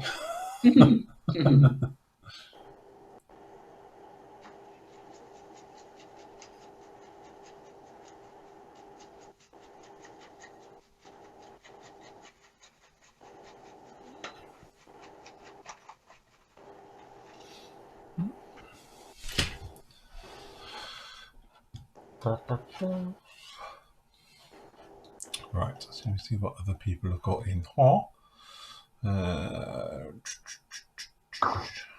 We've done that one. Books we've done. Right, let me just refresh this one.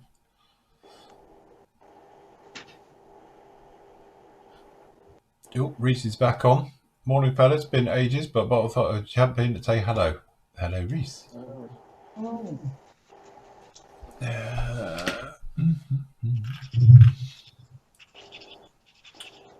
And we've got 22P55 says he's watching from Tennessee in the USA. Wow. Hello. What time is it there? 9 in the morning. It's only o'clock in that part of the world at the moment. Yeah.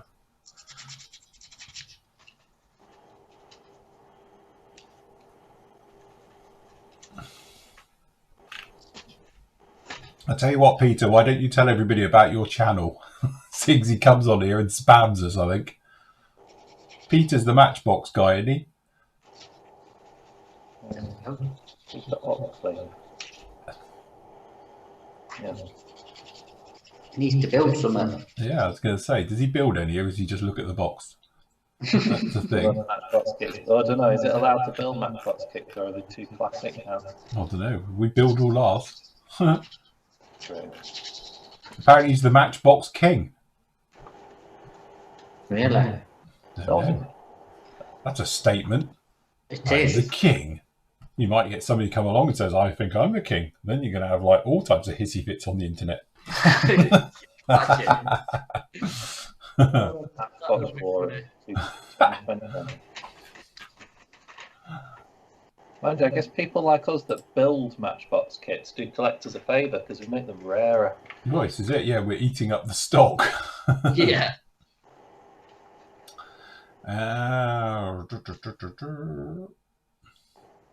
Nigel's building his Revel JU290. It's going together a dream. Actually, that's supposed to be a really good kit. It's a big kit. It's a big kit, yeah. But this one is definitely a hit. Yeah, it's supposed to be really, really nice kit, that one. I think it's that era when there was... Speaking of all things Matchbox, Ian's trying to put the fuselage halves together on his Revel 32nd. Oh no, sorry, Western Lynx. I thought it said Lysander. Scrap that. Yeah. Yeah, sorry, I thought it said Lysander. So that's it. David's having fun with his Airfix Valiant. 15 ejector pins, but still warped. I guess the good thing about the Valiant now is people dare build it because Airfix are re-releasing it. Yeah. Yeah, that's it. All those ones that have been sitting in the stash. Yeah. 15 pin marks on the Bombay floor. That is where I would go super lazy and not bother. Because it's underneath. Yeah, so yeah, exactly. It's underneath. Hide your sins, that's my motto. Yeah. Unless you're going to put a mirror under it, I guess. But I mean, I always put a lot more effort onto the top than the bottom. I've always said this though, isn't it? You get, obviously, back in the day, wheel wells were always quite an aftermarket thing. Yeah. And it's like, why? Unless you're going to be displaying it upside down. And even if it's sat on a mirror, would you see the detail? No. And that's the thing with Tornado undercarriage resin sets. People have put them in and you can't see it. It's all right. Oh well, it keeps you happy. Yeah. Always judge. Oh God, yeah.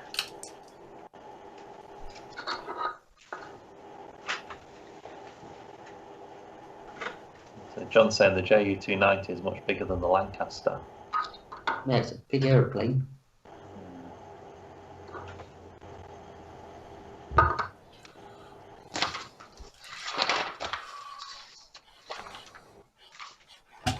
Oh, I've lost my mouse. Trouble, you got it on 3 screens. You're like, where's my mouse? There we go. I've just done the Postcapeds. Brilliant. I hope to have shares in these things. I reckon I could do an entire plane in it. I wonder if they do the camo type colours. You could just Postcaped the entire model. Yeah. Okay, so we need a little bit of metal colour.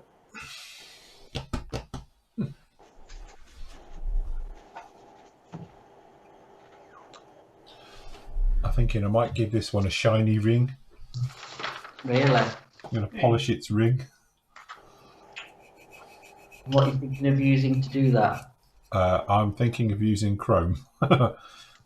As in Molotov? Yeah. Yeah. What, spraying it or just colouring it in? I don't know, actually. It might probably just colour it in because it's a small. If you're doing anything bigger than this, then yeah, probably, but...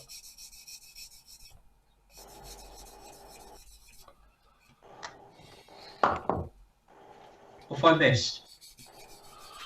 Everything, John. We're about to finish. Phil's polishing his ring at the moment. I'm polishing my ring, yeah. We're deciding whether it's a... Should you build Matchbox kits or are they too precious? See, I've got a Buccaneer in cellophane wrap and I daren't open it. I daren't open it because it's an horrible kit and I don't want to build it, but... No. It's great, isn't it? The first time I attempt to airbrush, when we're live to the world and I have a technical hitch. Oh, what happened? I started spraying and it was spitting big lumps, and I thought, what the hell's going on here? And all it was, every now and again when I clean it out, which I did last time I used it, I take the needle out and just give it a wipe off. When I put it back, I didn't quite seat it properly. Yes. So the paint was sort of dripping out the end. Yes, you had a drippy the end. You can see my piece of paste, my airbrush was jamming more than Bob Marley, so I was like all these little spots of it trying to get paint through, but it's lazy because I mix paint in the colour cup. There's all sorts of gunk in there now. I've told you before. Oh.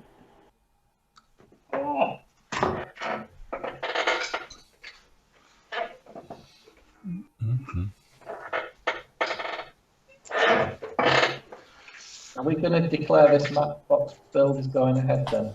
Well, I don't know. Rob McCluskey was in the forum earlier saying that it shouldn't because we did it last year, and apparently we've got no imagination or something. We did hella last year, Rob. That's a good point. No, we actually just did. We did a crap kit one, really, wasn't it? Well, not old kit, wasn't it, really? Old kit. Anything that was pre-80s we did. Yeah, exactly. I know, but, you know, that's what they're saying. I'm just saying. I think I did sword, didn't I? Sword? You did your Granny, which is 2000 and... Yeah. Yeah. The crap kit. It's a good kit.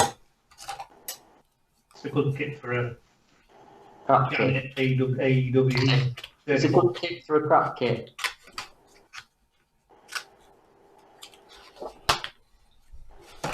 We can't to Mr. McCluskey, they was all building blooming Star Trek stuff.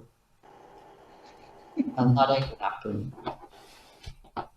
I've done mine now, that's it. I'll never have to do another one again. Thank God.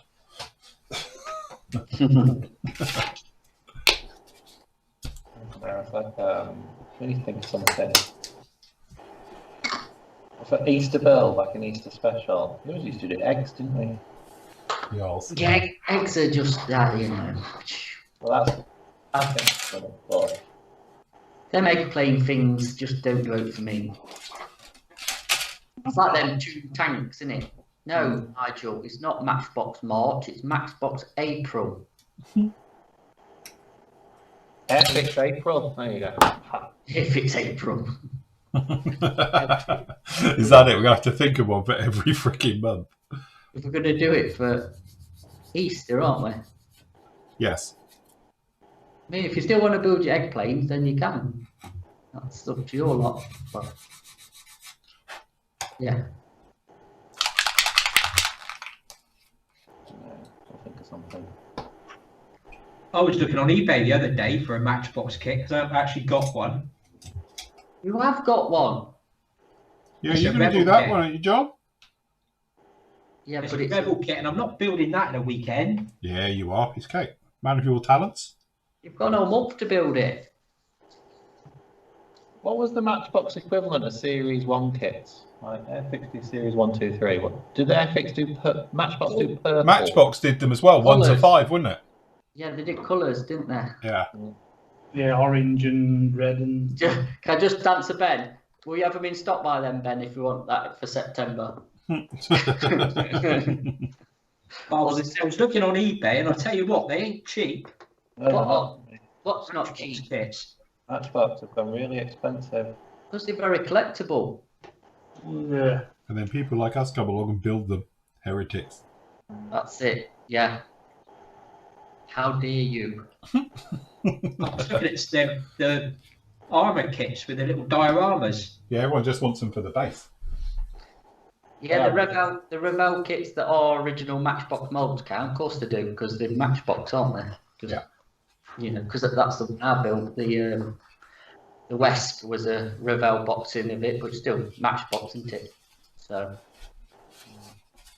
yeah. These are the agonies we go through every year with the group builds and SIGs. They go round and round and round and round, don't they? Yeah. I think Rob got a point that we did it last year, but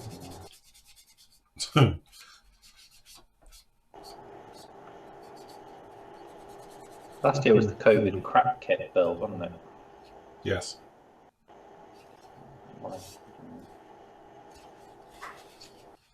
What would agree? There's no such thing as a crap kit.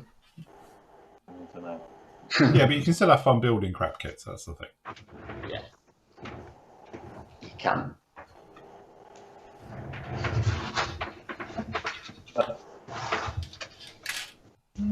But it does, it encourages you not to go nuts, super detailing. You just build kind of what's in the box and make the most of it without going completely bananas. So just going back to John's Hayford then, John. Have you just bought that because you always wanted one, or you would like to actually build it? I had the original Matchbox kit when I was a kid. Yeah. And it was just one of those. They did quite a few like weird and wacky things like that, didn't they? Yeah. What's that one that they've got? It's got a cockpit Detected at your front door. aircraft. Jameson's back then. Yeah, sorry, that's me. Shot. What was that, Andy? One's got a cockpit in the centre of the aircraft, haven't they, that they did? Right, weird thing. Can't think what it's called. But I got this to do a proper job with it. I've got like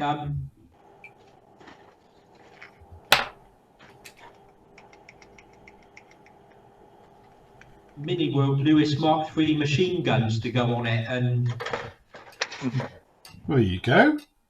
You'll be so fine then, John. I haven't got this soft spot Matchbox kit. So you haven't, Nathan? No. No, me neither. I've got like PE bomb racks to go with it. Where the hell did you get them from?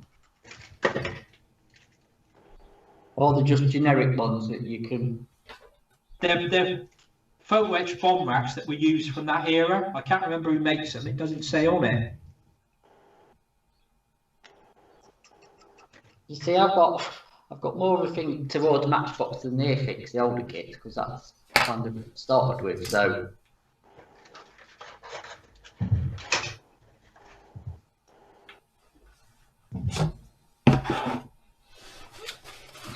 Jason's asking if you could use any wooden deck on the Academy one.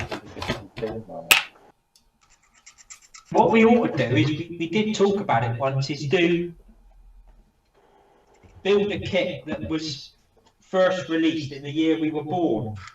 I'm not building the Tamiya Lancaster. I'm sure you can find something else.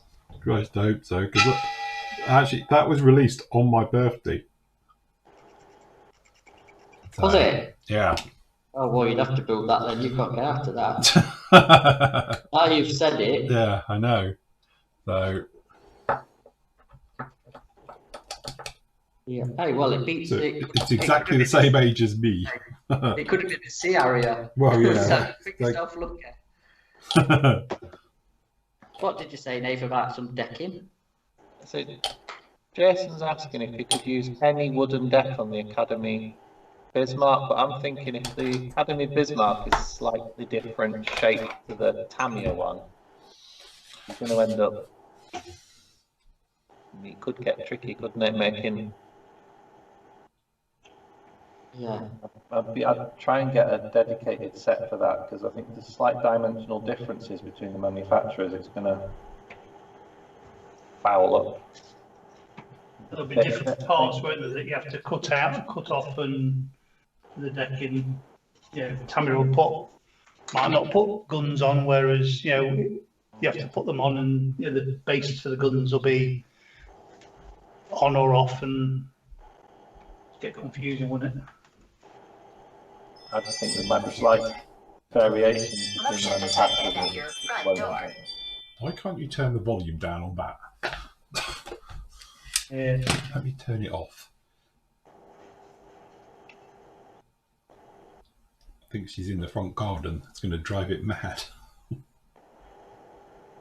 Disarm. There we go. Oh, God. You've just disarmed. I know. Jesus, shut up. Christ's sake. I've turned the volume down on it as well, but it does that override, isn't it, for certain things? That sort of tapered are worth €50. And I've got Carl wondering now if he should build his old Airfix Red Stripe Catalina or save it.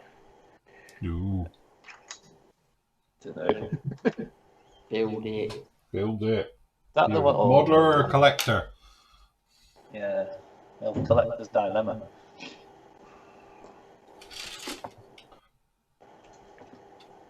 What's 165 in thingy colours? What's that when it was at home back in the day? Let me check my old Bible of colours from Airfix. 165 was tricky. How many pages is that about? That was medium sea grey. Well, we did the cockpit that colour, so that was okay then. Fairy stuff.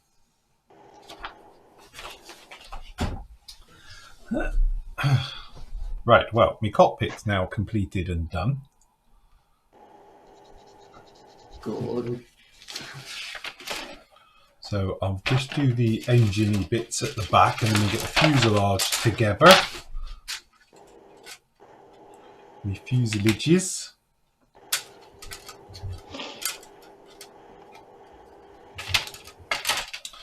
And then we'll be going. Yeah. I think Gary Morris's Catalina undercarriage won't take the weight. Oops. Oh dear. Ancient Anglo-Saxon. There's a little bit of Anglo-Saxon in the quiz tonight, actually. Is there? Great. My specialty. Oh, quick, everyone start squatting up. I'm off. Hey, I'm off to watch Time Team.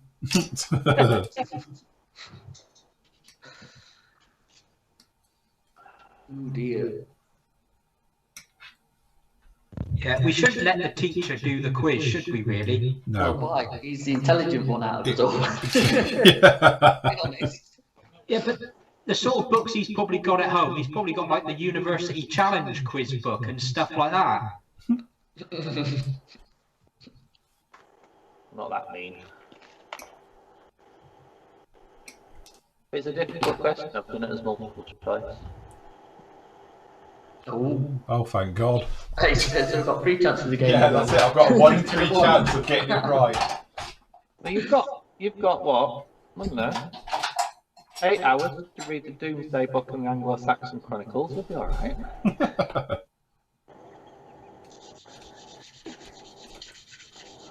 Oh, I've run out of steam now. So question 1, name. Multiple choice. Andy, Matt, Phil, Joe. That'll be a pass. Yeah, pass.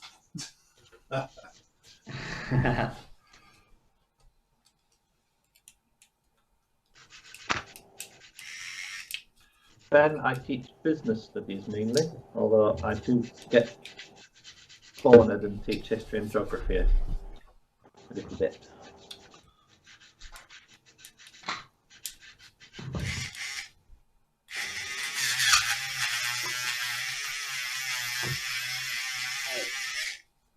You know what? Thank you, Guy. Hey up, you say we've got someone who almost made it onto the University Challenge. Wow.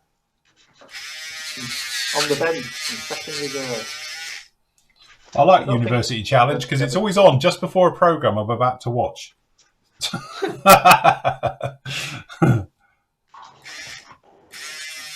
It's when we do the maths and science questions, I'm just completely all at sea when them come up. Math teachers to use IT. God help me, Matt, on that one. I've been relearning fractions this week with Lydia. I've had to teach myself binary and hexadecimal maths this week. I can get the computing teaching qualification. That fries my brain. Sam could have probably done it in like 3 minutes flat and put in an hour. I'm just happy doing halves and quarters. Yeah, Matt's doing the 7-year-old version. That's the proper version. I am.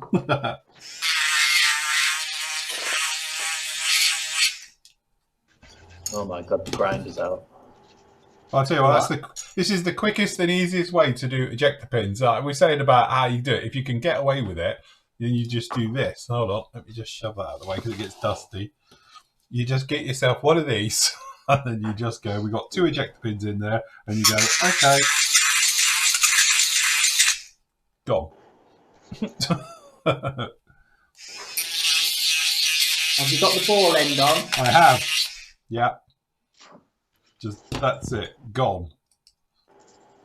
Not messing around with it. We will hopefully be having a restock of them as soon as we can trade with Europe. Yes. Again. Well, it almost got to us and then just got turned away at the port. It did, yeah. So frustrating, isn't it? Yup. What is it? Is it a trumpeter tool? Yeah. Yeah, part of their master tool range. They sold out within like a minute, didn't they? Yeah.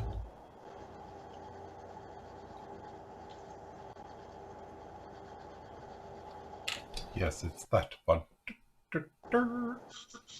Just remember to turn it off, people, because if you don't turn it off, it'll go flat. And Yeah.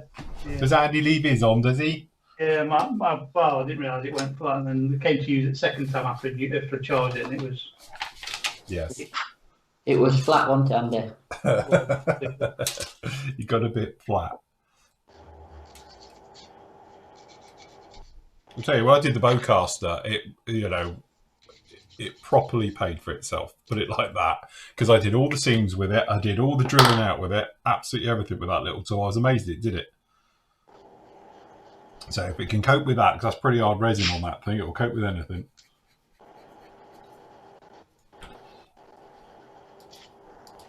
We were looking at university accommodation last couple of days, and I found a place, and it was like £240. I thought that's not bad for a month. It was a really nice place. Yeah. And then a week. I'm joking. What was it, stately owned? No, they're just like all the residents flat things, but it's all like ridiculous prices. Where do you think they get Like the money yourself. from? Exactly. I mean, I think the cheapest ones were found with like about 120 quid. Mm. That for a semi-derelict caravan on the bottom of the car park. It's It like that. includes all your bills and everything, so it's Mhm. so you still got to. I wouldn't. God, I can't remember what I had to pay for my uni accommodation. I think it was £55 a week or 75, something like that. My university bought the largest sanatorium in the north and turned it into university hall. Students are up in arms at the moment over like accommodation, aren't they? Yeah. Because they've been told not to go return to campus, but The universities are still taking the money. Yeah. It's been absolutely diddled because some of the poor were told they had to move to university only to find out they had 1 hour of lectures a week and everything else was online. They got absolutely diddled a bit, really. I do feel sorry for them. Thing is, it's all for like, not being funny, the year 2 lot, which you're obviously in private accommodation.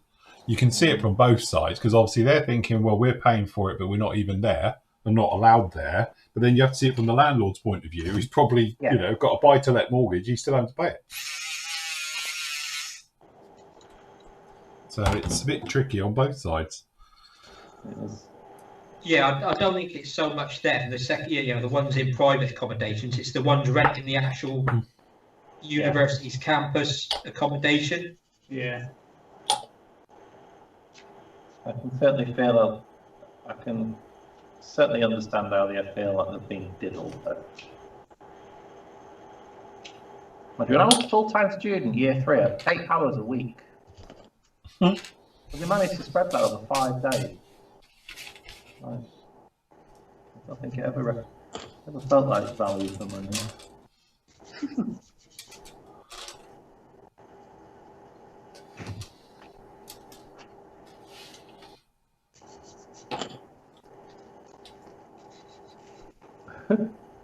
Yeah, I've built this kit like 4 times now, and I never realised it had the FOD ring for the front. Yeah. That'd be an ass in the intake, just stick that on the front. Yeah, which clearly will do. You get the back one too, don't you? I don't know, I haven't seen the back ones, what I was just looking for. Got the front one. But I built this kit like 3 times and I just never knew it had it. Admittedly, ones I used for the shows I did, but... It solves the note weight dilemma because you can just whack a load of lead in and put the FOD on the front. Yeah. The other one, all manufacturers don't do that. Got a feeling it doesn't include the Rio on that. No, I can't see it on the rear, but... That's cool. We're okay for the front. It's supposed to do it on their MiG-29s. In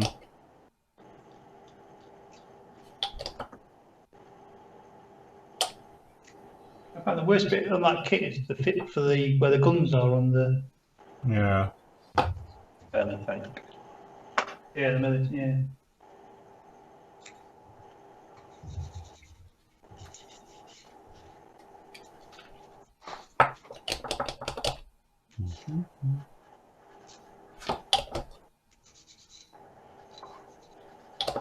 Found the first one I ever built, the cockpit didn't quite sit in right, but then weirdly the other ones I've done since did, so maybe that wasn't the fault with the kit. Oh, not user error. Right, I've got a few questions in the other bit. So Steve Little's put, hi guys, spraying a set of bat-type wings in extreme metal polished aluminium. I wanted to highlight in extreme metal purple. Just wondering if I would have trouble going over the other. No, it'll be fine, shouldn't it? Yeah, I would thought so. Yeah, no problem. Yes. Dave's put, morning, can I ask what Nathan putting on his kit at the moment? What are you putting on your kit, Nathan? The thing with the Mary Rose kit is it's got these long flanks here, and because I've put a load of photo etch in it, none of this should be here. It should look, it just has a thing like that. I've had a really bad join at the back, so I'm just taking off the raised detail and then getting a decent join here. If you were talking about the Spitfire that I was doing 20 minutes ago, I just put some future gloss on it. I've got a very semi-shiny Spitfire now, so that'll need polishing, ready for decals. I've kind of gone backwards and forwards with the colours on this so much now. I'm just going to try and do a really, really heavily weathered Spitfire. Just need to work out how to fade the decals so it matches.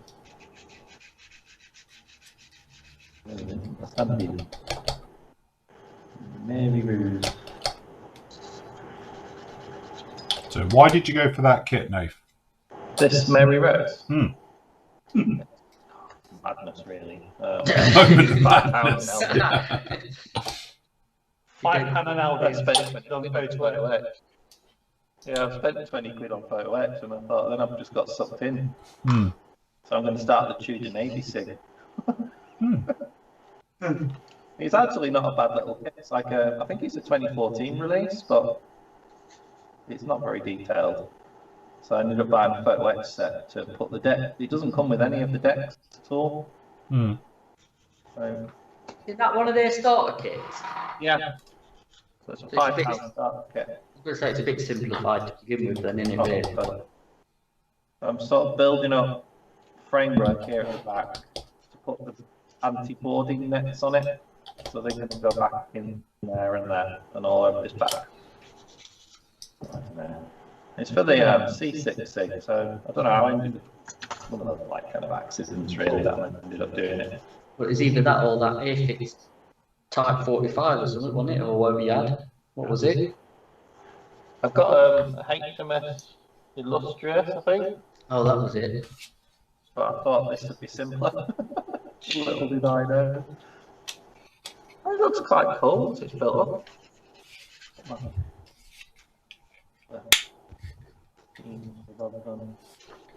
Main mast. So how many masts has it got? 3? 4. 4 was it? Got a mizzen mast. There we go. Poop deck.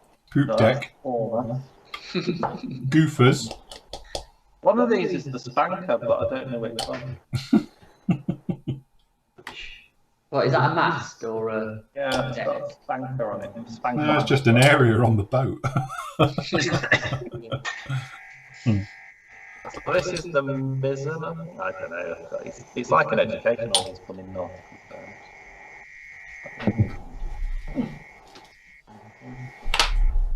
So Grant has put, morning everybody, loving the live shows, what a way to spend a Saturday morning eating an egg banjo.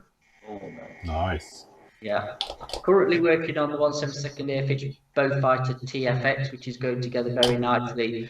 Using it as a nice relaxing build before I start the Airfix 1144 Saturn V. I can already envisage a few problems with the fit, and I've picked up some resin aftermarket engines for every stage.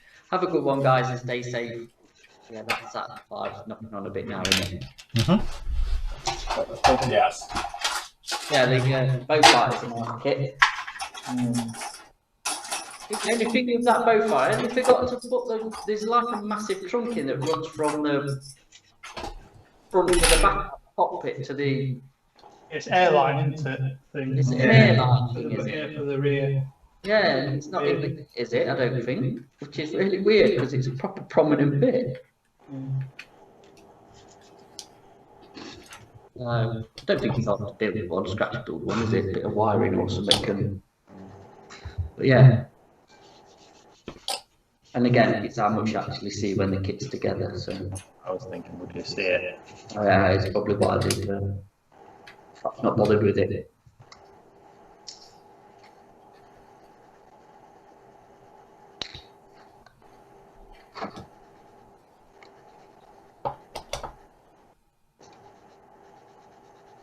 I think this Mary Rose is quite different. Yeah, I was going to say, it's something really different, I must admit. Once the masts are on sale, I'm going to use the kit sales. I've seen people build them out of paper online, but I can't be bothered. But once the rigging and the masts are on, I think it's going to look quite. I tell you what, I don't know if it's on Airfix's Facebook page or Instagram, right? And somebody's building one of them, and somebody's put a comment underneath and put. So what happens when you run out of paint in the little pots that they give you? And the Airfix reply was, "Good question." Is that what they put? Yeah. Try filling it with water or something was the answer, and it was just, yeah, it was quite amusing. Where's your little pots of paint with that? You binned them or you still got them? No, they're still here. I tend to donate these to my daughter's craft cupboard. Yeah, well, that's what they're good for. But so how many faces you get with it? What colours you got in there? Oh, you've got little tube glue. You've got to keep that. You get your little humbrol glue. You get a sandy colour, a brown, Yeah. a white, Yeah. and a black. Oh, is that it? That's it. I thought the mirror rose was more brightly coloured than that. It's got decals. I remember you saying. So you've got decals for the sails. No, decals. You want to redo them in alley foil. It's got like tissue. insane amount of decals. Or the little, I don't know, bits around the edges. So it's got colourful bits at the top here around, well, allegedly anyway.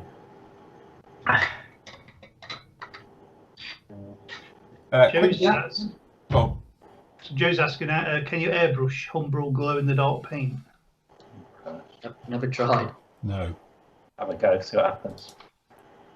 Do it on test. Do it on scrap. Spray a spoon. Spray a spoon. That's it. Get some spoons. See what happens. Of course, another option for the Easter weekend could be like Airfix starter kits and actually use what comes in the starter kits. I've got a better one. Yeah. Because Lars has just put a brilliant one. What about IKEA group build? IKEA group build. Yeah, I fail at that. Yeah. Hey, I tell you what, that chair was a blooming pain in the arse to get together. You wasn't IKEA though. IKEA.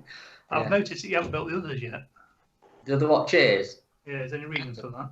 I went to time. That's I thought that I chuck that together on my lunch yesterday, or in between stuff. Yeah. And it was like, yeah. I've still got over the table. You know the little table that's. Oh, of course, yeah. That's still outside as well. Yeah, David, I've cut. If this Mary Rose kit goes wrong, it's going to end up in a piece of resin, something like that. it will be sunk, splattered on its side. So once I've so I kind of did a bit of a bodgy job with the netting, so I've decided to redo it.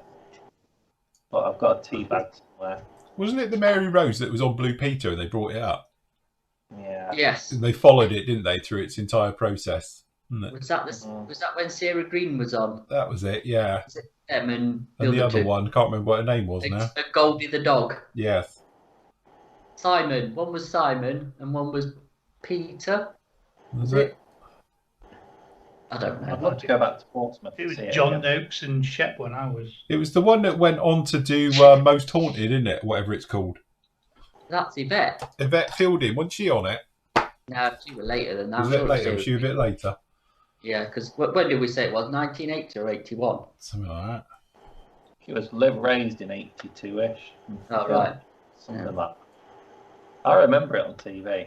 Yeah.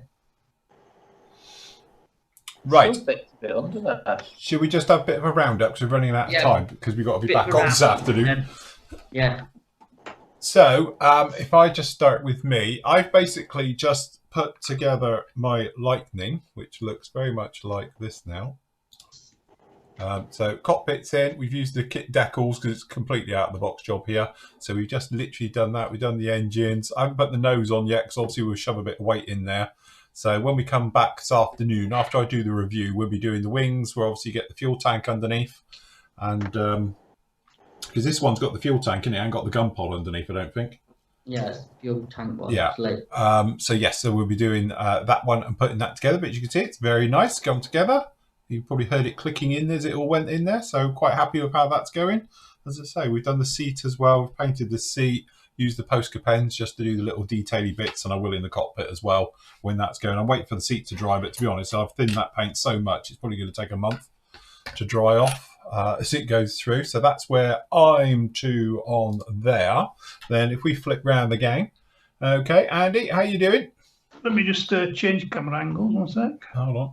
Strap yourselves in, everyone. There we go. Oh, tracks. Been do the tracks. Basically, all they've had is a XZ52, and then I've just gone over with Mr. Colour buffer bulb, just to give that metal look. Yes. Yeah. Weather them a bit more, and then I've just been painting. Where are we? Each way, that way. There you go. Just give that some highlights and shadows and things and bits and bobs. Very nice. Weathering it all. Very nice indeed. Chipping and weathering. I was going to originally give it a whitewash, but I'm just going to leave it the green now and weather it as the green. Fair enough. Looking nice. Very, very good. Excellent job. Right. Next up, we've got John. Yeah, so I've chucked some primer on the very end. I've got to say, I've used Mr. Surfacer for some time now. This is the white one because it's going to be a mainly white scheme. Yeah. But I used it today with rapid thinner. Yeah. And it's a lovely finish on it. It's just like Tamiya's fine surface primer. I've just given it a little polish over with some Scotch-Brite, and it's a lovely finish on it. I've had to do a little bit of work around the nose where the glazing went in, but yeah, that's just about ready for paint now. Very good. Excellent. Good job. And we've got Matt. I've just been chucking together my little tank still, done the turret, drilled out the gun barrel on the machine gun, bit of photo etch, and yeah, I'm psyching myself up to tackle the tracks, if I'm honest, because I can't put the side fenders on until I've built the tracks up. So yeah, I think this afternoon I'm going to get some decals on this. Yeah. So they can be setting and drying, which shouldn't take long because there's only about 5 or 6. So I'll do that, and then, to be honest, I'm going to have to start cleaning up and tackling the tracks on that, and then. Yeah. Yeah. Cool. Very good. And Nathan? This is kind of like what I'm heading for. I don't know if you can see that. I've got taken all the raised detail off, and I've put it back with little bits of plastic card. So they're just, this side's not done yet. So I've got rid of that join there, and obviously ready to put these little bits of plastic card on. But most of what I've done today is faffing around with the paint on the Spitfire. Sort of doing a blue underneath. Azure-ish blue. Are you happy with the blue now? Sort of. I mean, I think if it was next to somebody else's Azure blue, it'd stand out like a sore thumb, but it's all right, it'll do. So I've just got a bit of future on, so it's ready for a polish and some deckling tonight. So I'm trying to do a very weathered Spitfire, so I'm not really getting bogged down with colour accuracy. It's going to be 10, 15 shades of brown, and by the time I finish with it. Yes, cool. Very good. Just 2 questions down in there. Did we answer about airbrushing glow-in-the-dark paint? Yes. What did we say? Just Didn't know.